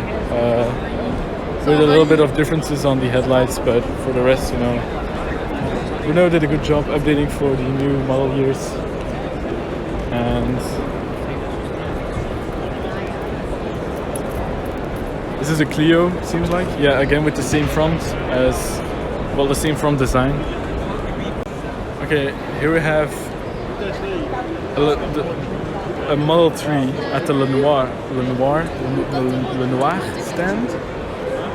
This one's like dark green, but it's hugely modified. Like, these are not the standard wheels you can get on a Tesla Model 3. You got some carbon fiber mirror caps.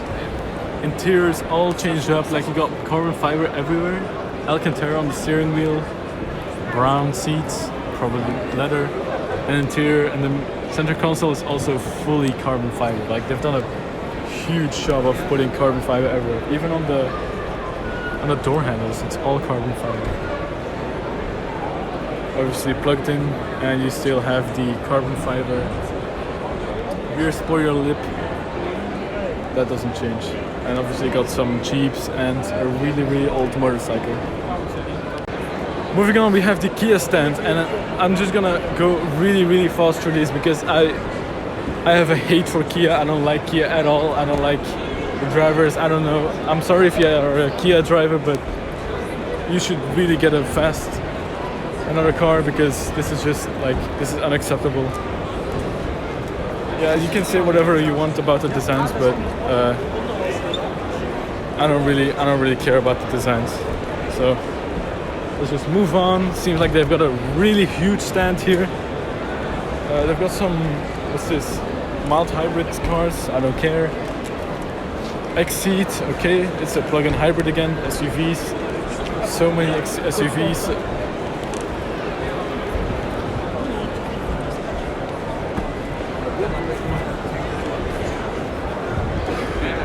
Seat SW. I don't really know what kind of name that is, but let's just skip that and move on to the Honda stand. And we obviously get greeted with the most ugliest performance car in the world, Civic Type R. Ugly tailpipes, ugly useless wing with some whatever sort of trim that's supposed to be, definitely not carbon fiber. I mean, whoever thought about this design is just out of their heads. Yeah, this is definitely not for me. It looks way too aggressive for what it is. I mean, it's front wheel drive. If it were to be rear wheel drive, I would still be, you know, like, okay, yeah, but this is not good. What is really cool though is this. The Honda E. This is the first full electric car of the Honda lineup. This one's in full yellow, and I've had a lot of people say they don't like the design of the car because it looks too boxy, but I actually think it looks quite funny. And I think this could be a really, really good city car. You can see this man just opened up the charging port, so it's in the front of the car. Also, no mirrors but cameras, and if you can just look inside, you can see right there you have cameras as mirrors, which is actually quite cool. Okay, there's too many people there. I'm getting some claustrophobia, so let's just move on. Okay, so we have a normal Civic over here in all black. Annoying people standing all around it. Yeah, still the same design as the R, with just a little bit less sporty trims, but still, you know, I don't like the Civic. I just literally just basically came here just for the Honda E. That's like pretty much the only car I actually like about Honda. For the rest, you know, they can have their cars. They're not bad, they're not great, but I'm really looking forward to see the Honda E driving around on the streets. They have a tiny little stand of Subaru. I don't really know much about their cars as well. I mean, you can take a look if you want, but I'm not gonna go spend a lot of time here. Out back, we got the Levorg, and it seems like we've got something interesting back there. We've got a cutaway of a car. I think it's, I don't know if it's electric or if it's just a normal car. Well, I mean, it says here e-Boxer, so I suppose this is the electric variant of the Forester, as you see. I don't know, I think it looks like a hybrid because not sure if I saw some engine cylinders, but definitely some electric stuff involved. Okay, welcome to the Isuzu stand. Don't really know what to expect here. I don't really know Isuzu that much. We've got a couple of, you know, SUVs and some pickup trucks, but that's basically it for Isuzu. They're not a big brand. I'm not really interested as well. Okay, here we have an actual BMW Z4 in red with the black wheels. Seems to be that they're monitoring a lot of stuff on this laptop right here. I think it's projected on the screen right here, so it's quite cool. I think it's this is a stand, job on wheels or job whatever. I think it's to become a mechanic or something, and they just display a couple of cars. Like you can see the Mini right there. It's like literally opened up in every single way possible. And we got the the Z4 drop top. And then the last one we have in this hall is Suzuki, with seems like a couple of standard cars. Also two motorcycles I can already see.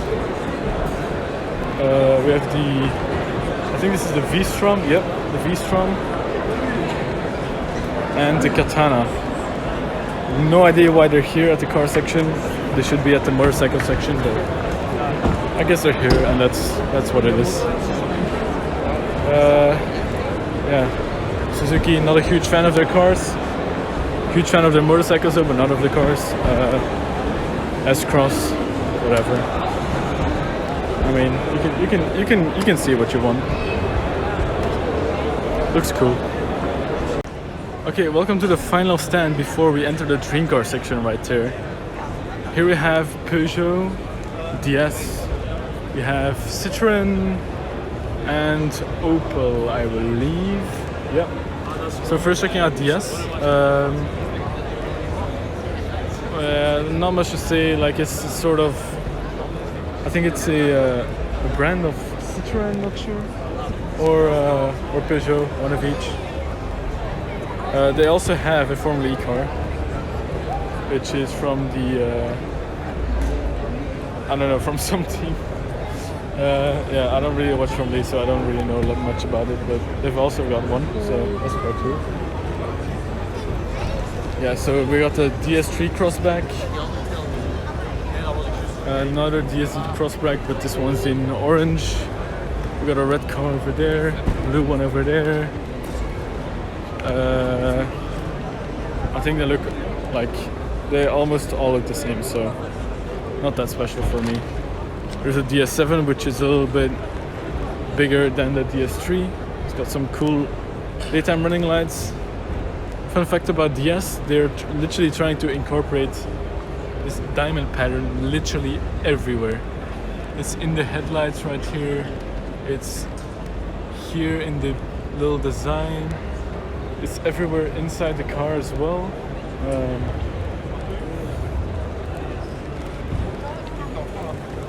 I don't know if how many triangles or like diamond-shaped things you can spot, but it's like even on the.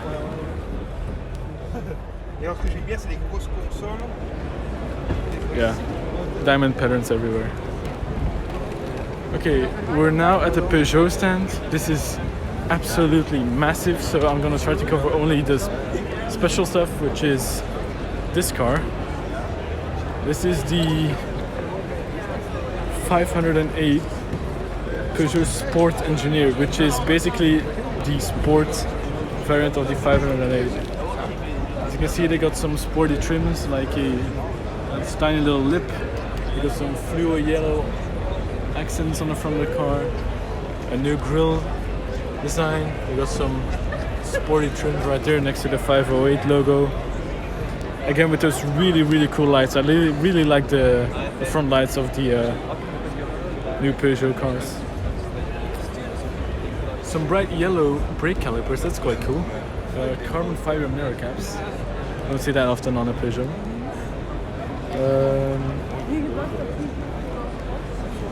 Moving on with the design of the wheels.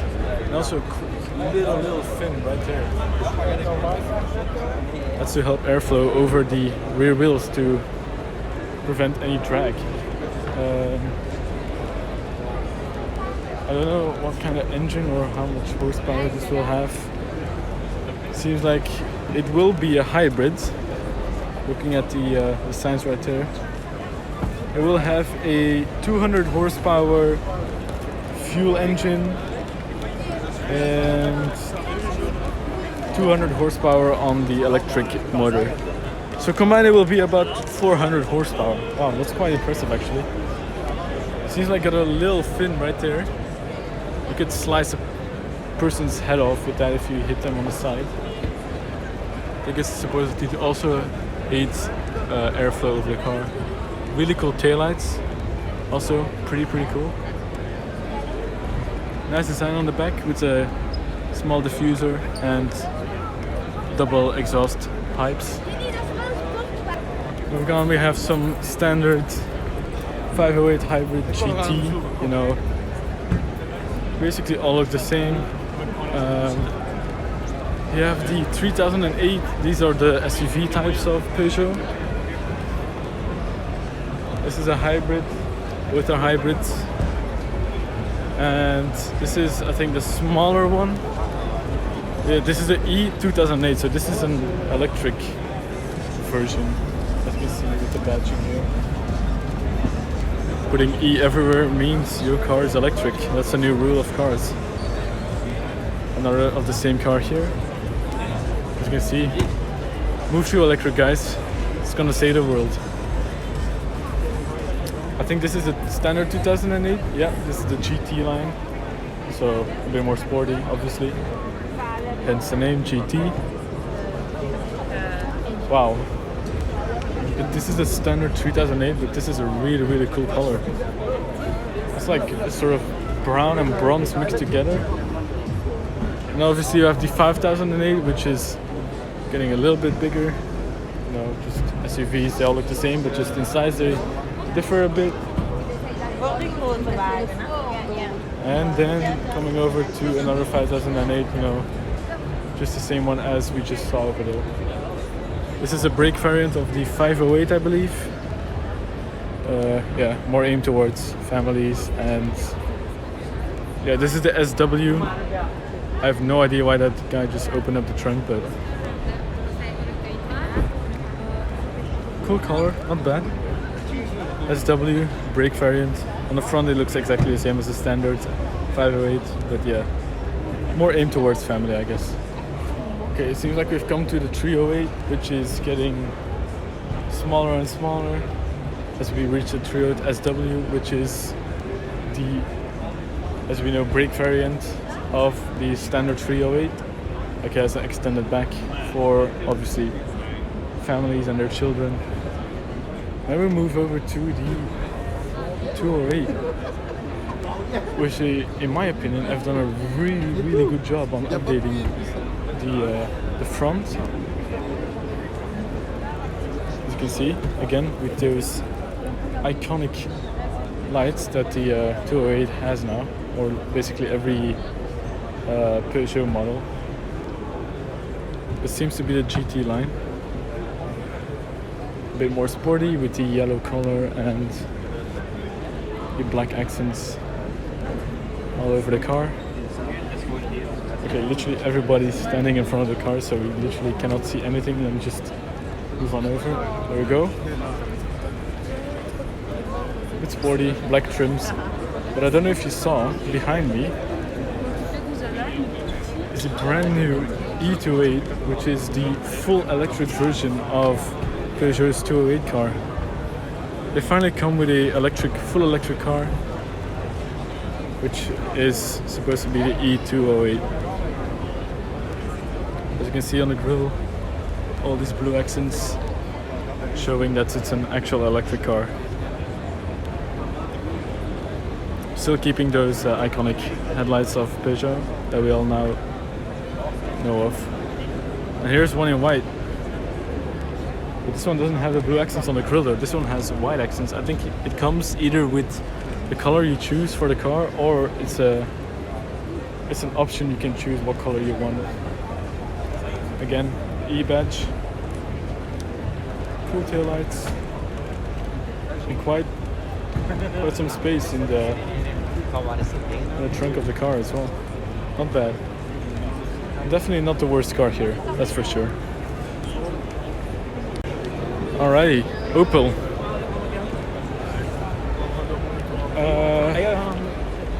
What to say about their cars? They're basically all the same as the previous years, except for this one, the Corsa E. I think this one's fully electric. I'm not sure. Might be hybrid. No, I think this one's fully electric. Yeah. Here we have an Ampera E, which is also a electric variant of one of the cars. Hence the charging port standing right there next to the car. We got the Crossland X, you know, SUV. The Grassland X. That's a hybrid version of the Grassland. Hybrid 4, as you can see. Really cool. Design on the front, not bad.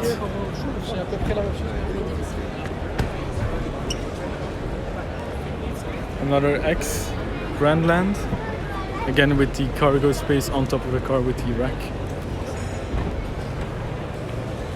Crossland, again with the rack on top. And here we have a world premiere. Here we have the world premiere of the new Opel Insignia. Really cool bright red color. But to be honest, I don't really see any difference with the previous one, so I think they're just trying to sell it as a world premiere, but maybe by looking at pictures of the previous Insignia I might see some difference, but for now, I mean, looks like a standard car to me. If you go on the sides, you know.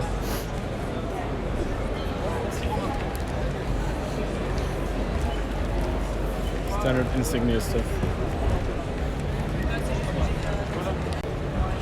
Coming to the Citroën stand, we have a couple of family cars. You got the Berlingo, you know, everybody knows. The Space Tourer. Yeah, I mean, Citroën is not that special to me, at least. You know, you got the C3. I don't know if the oh yeah, it does. The Cactus still exists, or Origins. I don't know. I don't really know, to be honest. Like they have so much random cars going on. You know, we have this standard design with a little colored cube.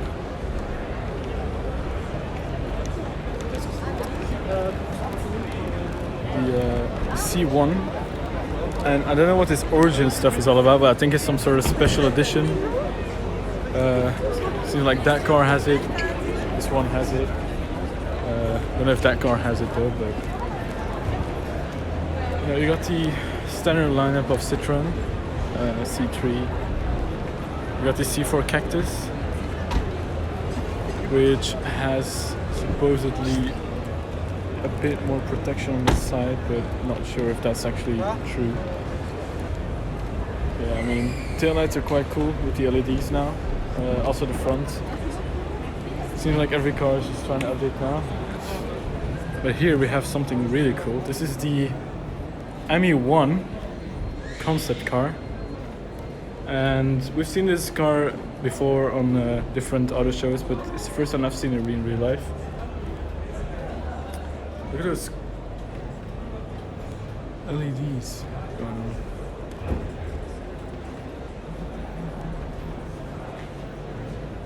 Those are some weird seats. Don't know if they're actually really comfortable or not, but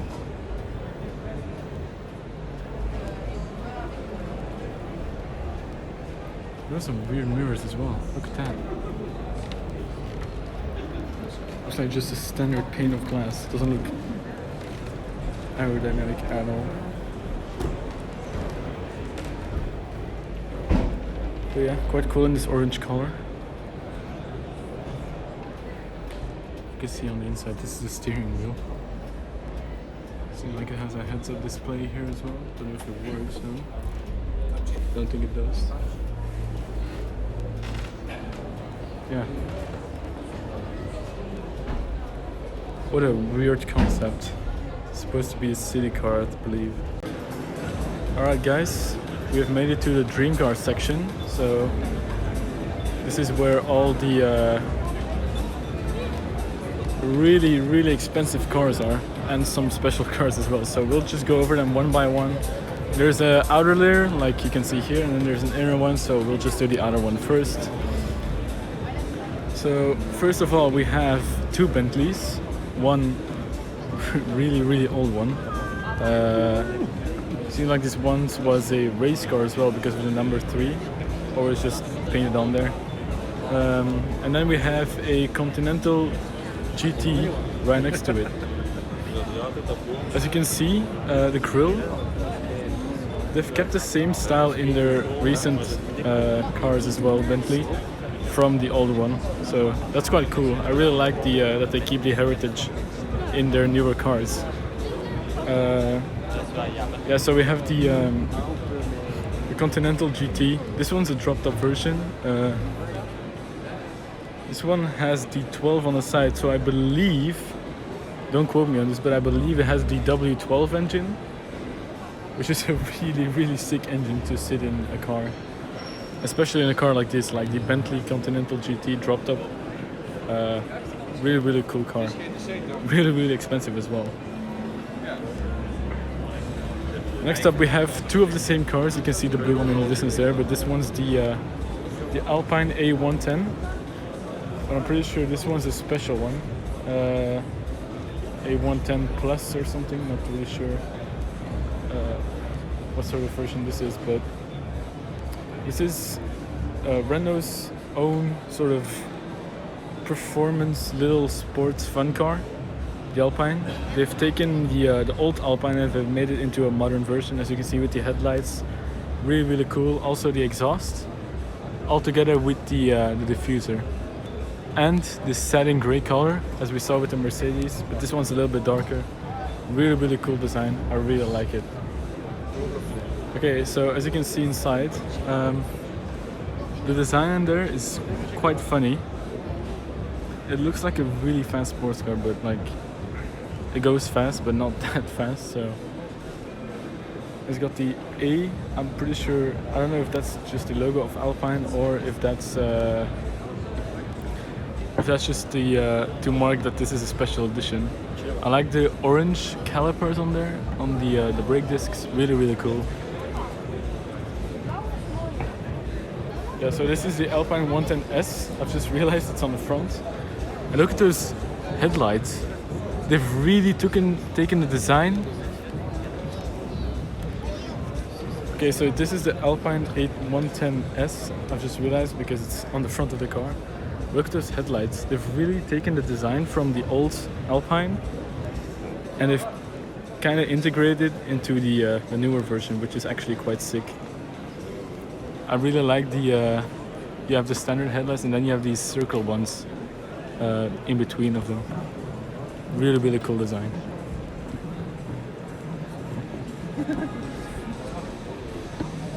And obviously you have the standard Alpine with the blue color, the blue brake calipers. Really cool. Obviously you have the French flag right there in between the windows to indicate that this is a French car. Obviously sort of a sister company from Renault, as I said. Really cool. Again, the exhaust sort of oval design with these beautiful taillights. Absolutely stunning car. Next up we have the Toyota Supra again, but this time we have it without any people around it, so we can take a good look at it. Also with the satin color, satin grey, red brake calipers, blacked out parts to make it sporty. And if we take a good look on the back, we can see that beautiful ducktail spoiler and this beautiful rear side of the car with those twin tailpipes, that wonderful diffuser. Really cool. Also really like those taillights. And if you come around to the side of the car, you can see the design that it has. Also again the ducktail spoiler. Really cool design. Wheels blacked out, really cool. Sort of red interior. Don't know if you can really see that, but steering wheel's red, seats are red. All sorts of cool stuff that they put on the car. And then on the front, again those headlights. Shame of the engine, like I said. It has the BMW Z4 engine, but still. It's way better on the outside than the BMW in my opinion. Really fun, really cool car. Okay, so then we've come to a Van der Haal car, which is a three-wheeler, seems like, with what they call suicide doors. Like they don't open like regular doors, they open the other way around, just as in Rolls-Royce cars. But the inside looks really cool. It looks so vintage. That is quite amazing. Also the exhaust is right there on the side. Cool design. Some people say they like it, some people don't. I really like it. I think it's a really cool concept, really cool design. Look at the way the doors open from the backside. That's really, really cool. That's a nice angle. Beautiful car.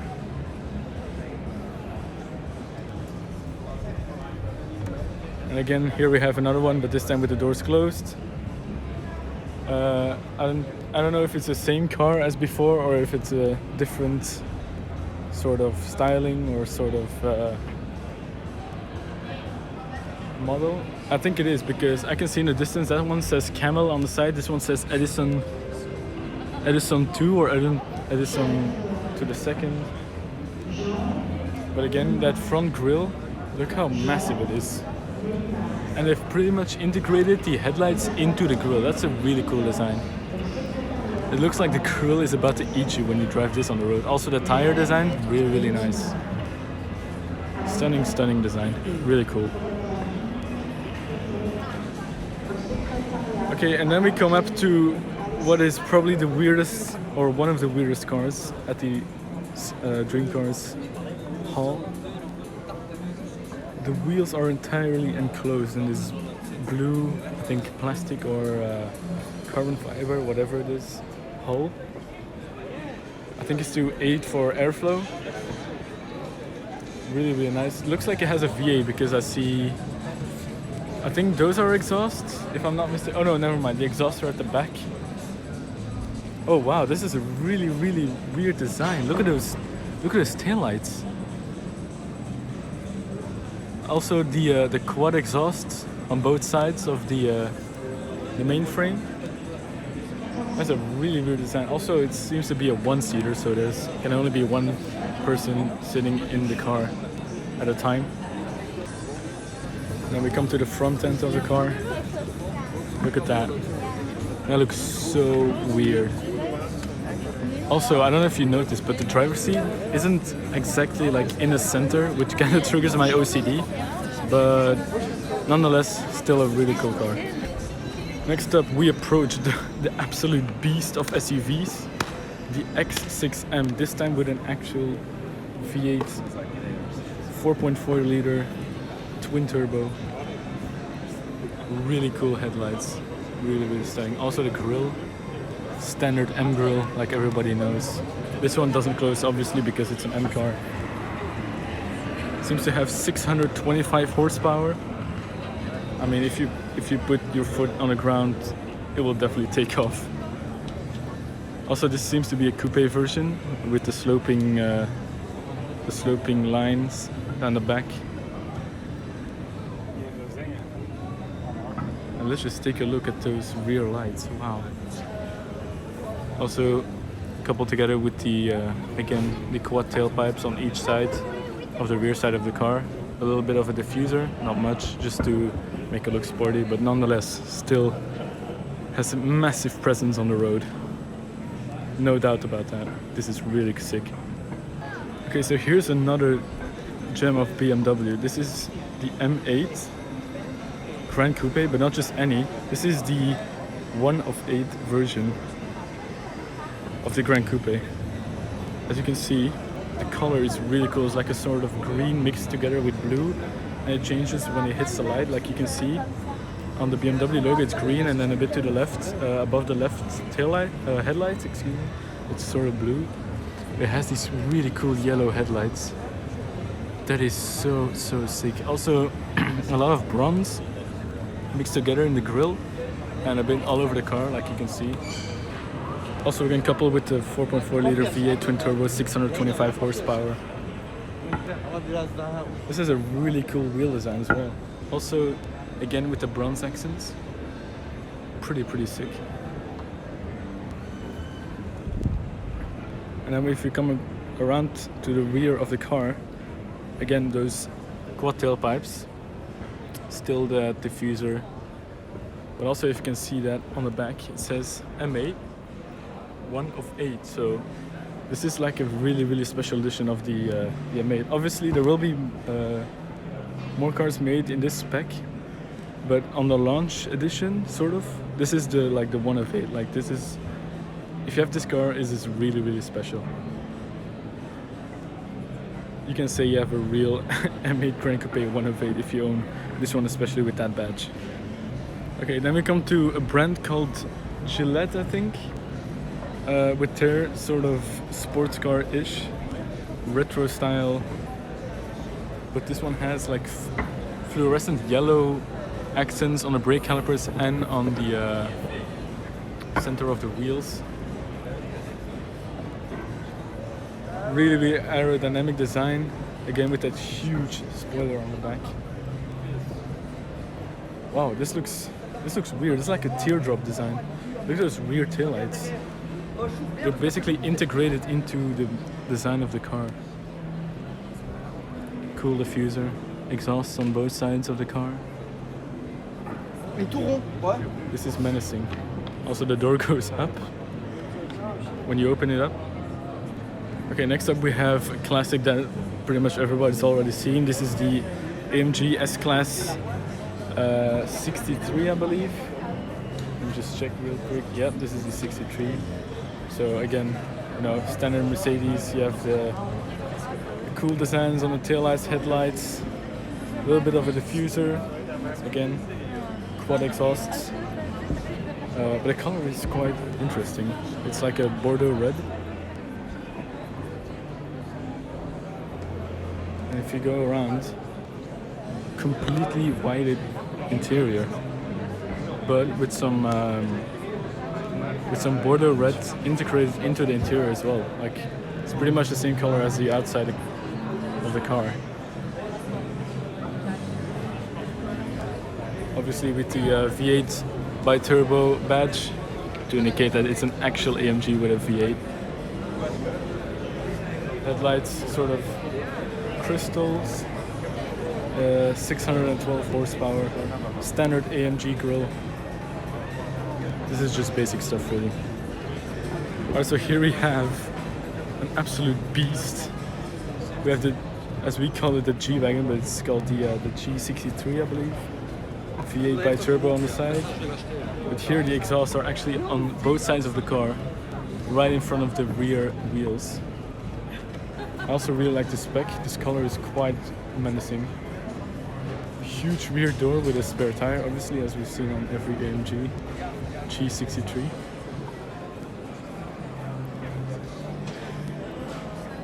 And there's a ton of options for this car. Like you can basically fit your entire dog in the rear with like something called a dog packer or something, I believe. Interior almost the same as every other Mercedes, you know, MBX and stuff. Obviously the updated headlights with the AMG grille. Beautiful. Almost 600 horsepower, not yet there, but still. I don't think you need more horsepower on this thing. It'll pull if you put your foot down, no doubt. Okay, and as you might have seen in the reflection of the G-Wagon, we came to the beast of the green hell, as they call it, the AMG GTR. In its classic satin green color. Look at that. You have a center exhaust with two exhausts on each side that can open up when you put the car into track mode or race mode or Sport Plus. Beautiful rear wing. Absolutely menacing car. I've seen this car many times before, but it still gets me every time I see it. Look at that length of that bonnet. That is absolutely huge. Also the updated headlights, a little bit of a facelift, AMG grille. A fun fact that the engine is actually not sitting like in the center of the car. It's behind the front axle. So that means you don't get a lot of understeer when you're going into corners, which actually makes this a really perfect track car. They've really thought this out at Mercedes when designing this car. And they did it really, really good. Absolutely menacing. Moving on to this Audi R8. I think it's called the LMS or something. This is basically literally designed for the track. I really like those bronze wheels with those yellow accents, although I don't think they will keep that for actual production cars. As you can see, the interior is like entirely stripped out. It's literally made for racing on track. take a look at the front. You can literally see the reflection of the yellow underneath the front lip. Really dig those yellow accents. Also look at that air intake. You can fit your entire head in there. Absolutely huge. Also, what's really cool, the roof intake gulps air to cool the engine for the turbos. And look at that behemoth of a rear wing. That is absolutely huge. Also, again, the rear side made specifically for race cars. You have the slick tires, double exhaust, actual working diffuser. But yeah, that roof scoop really gets me every time. This is a really sick car. Pretty sure somebody's gonna mod it so it can actually drive on the road, but for now it seems like it's only gonna be used on the track. Next up we come to a brand new Bentley that they created, the Flying Spur. I don't really know much about it, but I'm pretty sure they made this to compete with the Rolls Royces, especially the Phantoms. But yeah, again, that huge diamond-ish grille with those stunning headlights. Look at that. That is absolutely a work of art. As you can see, yeah, the Flying Spur. They also have a popping up sort of logo, but it seems like it's retracted now, so we're not going to be able to see that. This has a W12 as well, 635 horsepower. No suicide doors though, just normal doors. Look at that brown interior. That is really, really cool. Beautiful car. Next up again, the Bentley Continental GT, like we've seen earlier. This time in blue. But this one's not the W12, this is the V8 version. Nonetheless, still a very beautiful car. 550 horsepower, twin turbos, wide interior, that is really cool. It says V8 on the side there on the badge. Really amazing. Moving on to the first Lamborghini here. This is the Huracan Evo with its wonderful V10 engine. Have a look at those brake discs. Absolutely huge. This is a stunning, stunning car, especially this spec. This dark blue works really good in the light. We got those trademark headlights with the Lamborghini logo right there in the middle. Really cool. About 640 horsepower. I'm pretty sure it's a naturally aspirated V10 this is. No turbos involved. Just take a look at the back.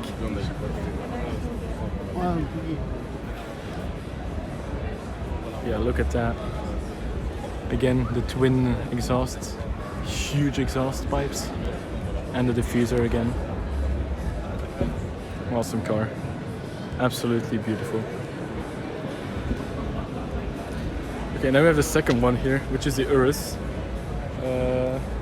Not too special, I mean, it's their first SUV. We got the quad tailpipes.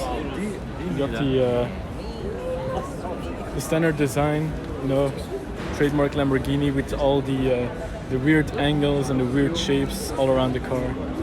Really like the rims though. Again, massive brake discs. Pretty sure they're carbon ceramics. This one has a V8. No V10s or V12s involved here. Twin turbos as well. 650 horsepower. Still looks really, really aggressive from the front though. Absolutely massive. And as you can see by the crowd, we've got the Bugatti Chiron Sport. This is really, really sick. I really like the spec. The black, the white, the orange all works so well together. You got the carbon inserts on the headlights right there. Really, really sick. Absolutely dig that car. If you take a look at the side here, still got the C shape with the orange accent. Massive brake discs even on the rear, and then on the side we got a updated rear end of the car. The quad tailpipes.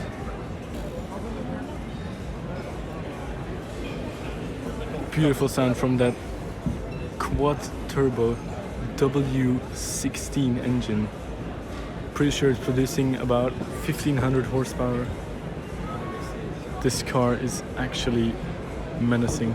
The entire black part you see, that's all carbon fiber as well, so pretty expensive to make this car. Pretty sure it costs a couple of millions. Absolutely insane. Okay, so beside all the cars you can actually eat here, there's a little restaurant pop-up thing, so if you're ever in the dream car section and you're feeling really hungry, come over here. It's not that expensive, I believe, for what you get, so it's quite sick. Next up, the Cayman GT4, but this time without the rear wing. This one's completely white as well, red interior, pretty cool. We've seen that already, but still, nonetheless, stunning car. Next up, the Aston Martin DBX. This is their first attempt at a SUV, and I'm sorry, Aston Martin fanboys, but I don't like it at all. The front end just looks weird. It looks like it's supposed to be on a smaller supercar, but not this. Yeah, I don't like the front end. Still has a V8, twin turbo as well, with about 550 horsepower. So that's 100 horsepower less than the Lamborghini Urus. But it's got that sort of accents on the hood that indicates the V8 layout.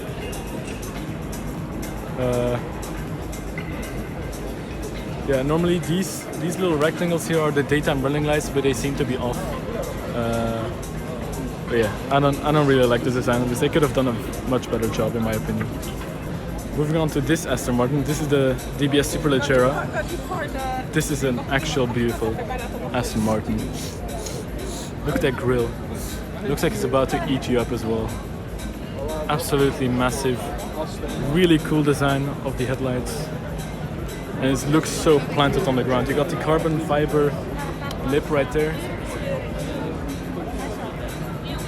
Also this blue color, absolutely stunning. No doubt about that. Okay, so here we have a Ferrari, I believe 488 Pista. Only thing I don't like about these are these wheels. I said a lot of good stuff about the bronze wheels, but I don't think it fits on a Ferrari like this. For some reason they got water running down the front end to indicate that literally the airflow goes from the front right over the top of the car. Whatever, we're not gonna check that out. Let's check out the back. We got the ducktail spoiler again for the airflow and the twin exhaust pipes. Really, really big again. This is not a V10 or V12. This is actually a V8 that they put in the car, but nonetheless, pretty much looks like a F1 car from the back with that rain light right there. Okay, so we got a Bonham's oldtimer. I don't really know much about oldtimers, so I'm not gonna spend too much time here. It seems to be a Bugatti though. You can see on the logo right there, old Bugatti. Really cool car. But I'm not too interested in it. I'm more about the modern supercars. Here we have a Jaguar I-Pace, but this one's specifically made to race in the I-Pace Racing Championship. It's going to be a championship where only Jaguar I-Paces compete in. So it has a rear wing, has a better diffuser, has some carbon fiber bits everywhere. The interior is stripped out, they put a roll cage in it, put some racing seats in it, better brakes, better tires, you know, all the good stuff. Again, 100% electric. But yeah, still pretty neat. Okay, so moving up to the almost last car of the outer ring of the dream cars. We have the Range Rover Sport, and this is the SVR, the Special Vehicle Operations version. Really cool in this blue color as well. It's a matte blue, which actually looks really cool in the light. Again, huge wheels, blacked out red brake calipers. No ventilated brake discs though, which is quite a shame because it always looks cooler. But again, you have those quad exhaust pipes, or exhaust tips as I should say. V8 again, makes a really mean sound. Okay, so then we have come to the last car of the outer rim, which is basically a flying car. So as you can see, it has a Dutch number plate, so it came from the Netherlands. But you can basically drive this car to the airfield, deploy the wings and everything. As you can see, there's a propeller hidden in there. It pops out, and you can basically run on the runway and just take off with this car. Obviously, you're gonna have to have a driver license and a piloting license. But I think if you have both, this must be a really cool car to fly around in. Don't really like the front though. Looks like it's made out of carbon fiber, the front, so that's quite sick. But yeah, really cool design, really cool concept. Alright, so next up we have the 2020 Ford GT. Now, this is a really special car because the Ford GT dates back so many years, and it got its heritage from the actual time in 1966 when it won its first Le Mans race with the actual Ford GT Mark II, I believe it was, and that marked the start of the actual Ford GT. Unfortunately, this one doesn't have the beautiful V8 anymore, and it has a 3.5 liter twin turbo EcoBoost V6 with still about 347 horsepower, which is actually quite insane for a V6. Nonetheless, this is a really stunning car. I actually really like this new generation Ford GT, even though I sort of prefer the old generation a little bit more. It still kept its heritage with the double exhaust, the tiny little wing that pops up when you're going at high speeds, and also the design for the aero as well. Like, there's this huge gap that you can see. You can literally see right through it. It's like a little bridge, and it actually helps airflow go around the car for more efficiency and better airflow. And as you can see, like the rear, this is really cool. The way they designed this is actually sick. Obviously, with that huge diffuser that spreads around the entire back of the car, gives it such an amazing presence on the road. Like, this car gets noticed almost instantly. Everybody knows this car. You can also see a little bit of the V6 engine right there through the glass. Absolutely beautiful car. This is definitely one of my dreams. Even though not everybody can buy one, like for example Lamborghinis, you actually have to fill in an entire application to even be able to get a chance of buying this car. Like, that's how extreme it is. Next up we have another Nissan GTR, but not just any. This is the Nismo version, which apparently somebody put the hood up. So you can again see that beautiful V6 engine. But the thing is, this is the Nismo version, so it actually is more track focused. Like, you can see carbon ceramic brakes, yellow brake calipers. You got some carbon fiber bits all on the front lip, on the side skirts, the rear wheels, and then you got that huge carbon fiber spoiler. Like, this is actually massive compared to the normal spoiler that the normal GTR has. Obviously the Nismo badge, again the blue tailpipes, surrounded by all sorts of carbon fiber and red accents. Absolutely beautiful. You got some vents here to release pressure from inside the wheel wells, and I believe they open the door, so let's just check it out. Look at that. You can see a little bit of the inside. It's all black and red in there. Makes it look really, really sporty. Obviously the automatic transmission with the gear shift pedals behind the wheel. Specifically for the Nismo version. Really, really awesome.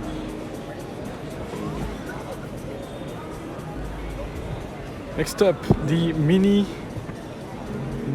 John Cooper Works GP, I believe. Yeah, this is actually such a cool car as well. Also made for the track. As you can see, I think it's forged carbon fiber. Has the 2020 badge on it. Some red accents. Really like the spec as well. Blacked out fuel cap. Again, Union Jack. Rear lights. Look at that wing. That is a really, really weird design for a rear wing. Obviously a hatchback, so the wing is like basically on the roof of the car. But you got those standard twin exhaust pipes that you get on many John Cooper Works Minis and on Cooper S's. But nonetheless, still a really cool car. Also the GP badging on the side of the wing there. Amazing. Okay, next up we have one of Pog's cars here. Really cool car, entirely wrapped with his name on the side and on the front right there. It's an Aventador V12, about 600 horsepower or 700 even, I don't really know. But again, those brakes, massive carbon ceramics. And here we have the rear of the car, obviously with the Poctador number plate. Quad tailpipes surrounded by like a big oval part with sort of a diffuser underneath. Can't really see it, but blacked out rear lights as well. Nonetheless, still a really cool wrap. Really like that. I'm glad he had a chance to put one of his cars here. Okay, so then we have a car pulled straight off the So British exposition in Brussels as well. It's a expedition where they put all sorts of British cars there, and this one's one of them. It's a Jaguar E-Type, but wrapped in an entire Union Jack flag. You cannot get any more British than this. This is like really, really cool. I'm not too much for old-timer cars, but this is like a really cool spec. Okay, next up, my personal favorite, the Mercedes-AMG CLK GTR. One of the rarest cars in the entire world. It's a V12 with 612 horsepower. Basically made to go on track. Like, look at that, it has a roof scoop for all the airflow. You have so many cutouts, look at that. Let's do 80 airflow around the wheel well. Carbon fiber bits all over the place. I think this is one of the best looking cars in the entire world. Look at that rear wing. That looks absolutely insane. Twin exhausts with a nice diffuser. I really, really dig that car. I wish I could take it home. But this is absolutely beautiful. Not many were made, so that makes it even more rare. I think it has a price of about 6 million euros. Alright, so next up we have a BMW, or shall I say Alpina. It's sort of a luxury performance brand of BMW. I don't really like it. It's basically always the same things. They change up the wheels, they change up the color. The color is quite cool. But yeah, there's a lot of white involved in this car. It's a 6-in-line, almost 500 horsepower. You got the Alpina badging right there. Oh, I just realized they have... Wait, they got different wheels on this side and on the other side. Okay, that's quite weird. I would definitely not buy it like this. This is not for me. Okay, next up we got the Pulsar 1. We've already seen this one a little bit earlier. so I'm not gonna waste too much time around this. This is a hybrid version, not the electric one, and it looks a lot like obviously a Volvo. So you still got the exhaust, which means yeah, it's hybrid, so it still got a combustion engine, but also combined with obviously electric motors to make it a hybrid. So also the color, again, satin gray, matte gray, whatever you want to call it. Still a stunning color. Okay, next up we got a really special car that I haven't seen in real life, and it's the McLaren GT. This is like actually really special. Look at that.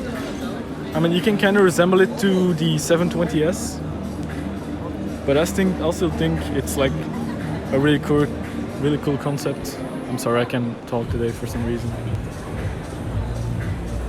Look at those air intakes for the engine. I think it still has a V8 engine, but I mean the front end is just so cool. Look at those slim headlights. That is a weird design for a McLaren. I've never seen that in a McLaren. Alright, next up is a really cool Ferrari. This is the F8 Tributo. Still has the V8 engine, but 720 horsepower. This is basically a 488 with a little bit of styling upgrades, like these new sleek headlights, and a little bit of change on the front design, front lip and everything. Still got those satin grey wheels, but I mean for the rest it's basically the same as a 488. It's just this. See the backside, yeah. Instead of 2 circulights in it now it has 4, but the exhaust and the diffuser basically the same. Not too special, but still very cool. Okay, next up we have something I've never seen before. It's called a Superleggera Scadi Persia Cabriolet, if I'm saying it correctly. V8, 338 horsepower. I don't really know what to say about this car. I guess it looks nice.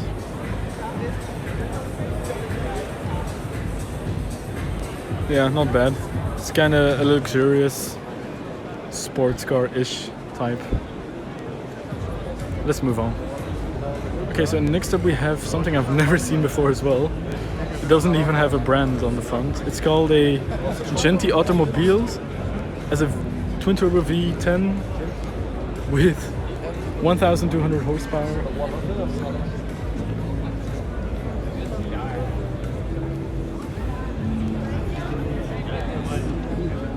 As you can see, the windows are completely blacked out, and that means that this is still being worked on, that there's no interior. They literally just only have the outside, but I think it looks really cool. All white, sort of bronze gold wheels.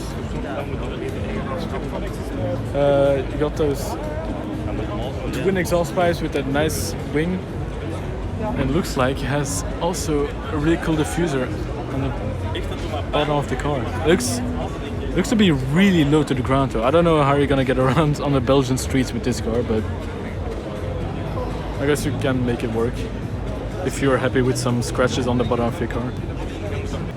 Okay, so that concludes the car part of the 2 videos. Next video will be about all the motorcycles at the Brussels Motor Show. So if you're interested in that, please make sure you watch that as well. But for now, I'm off. Goodbye.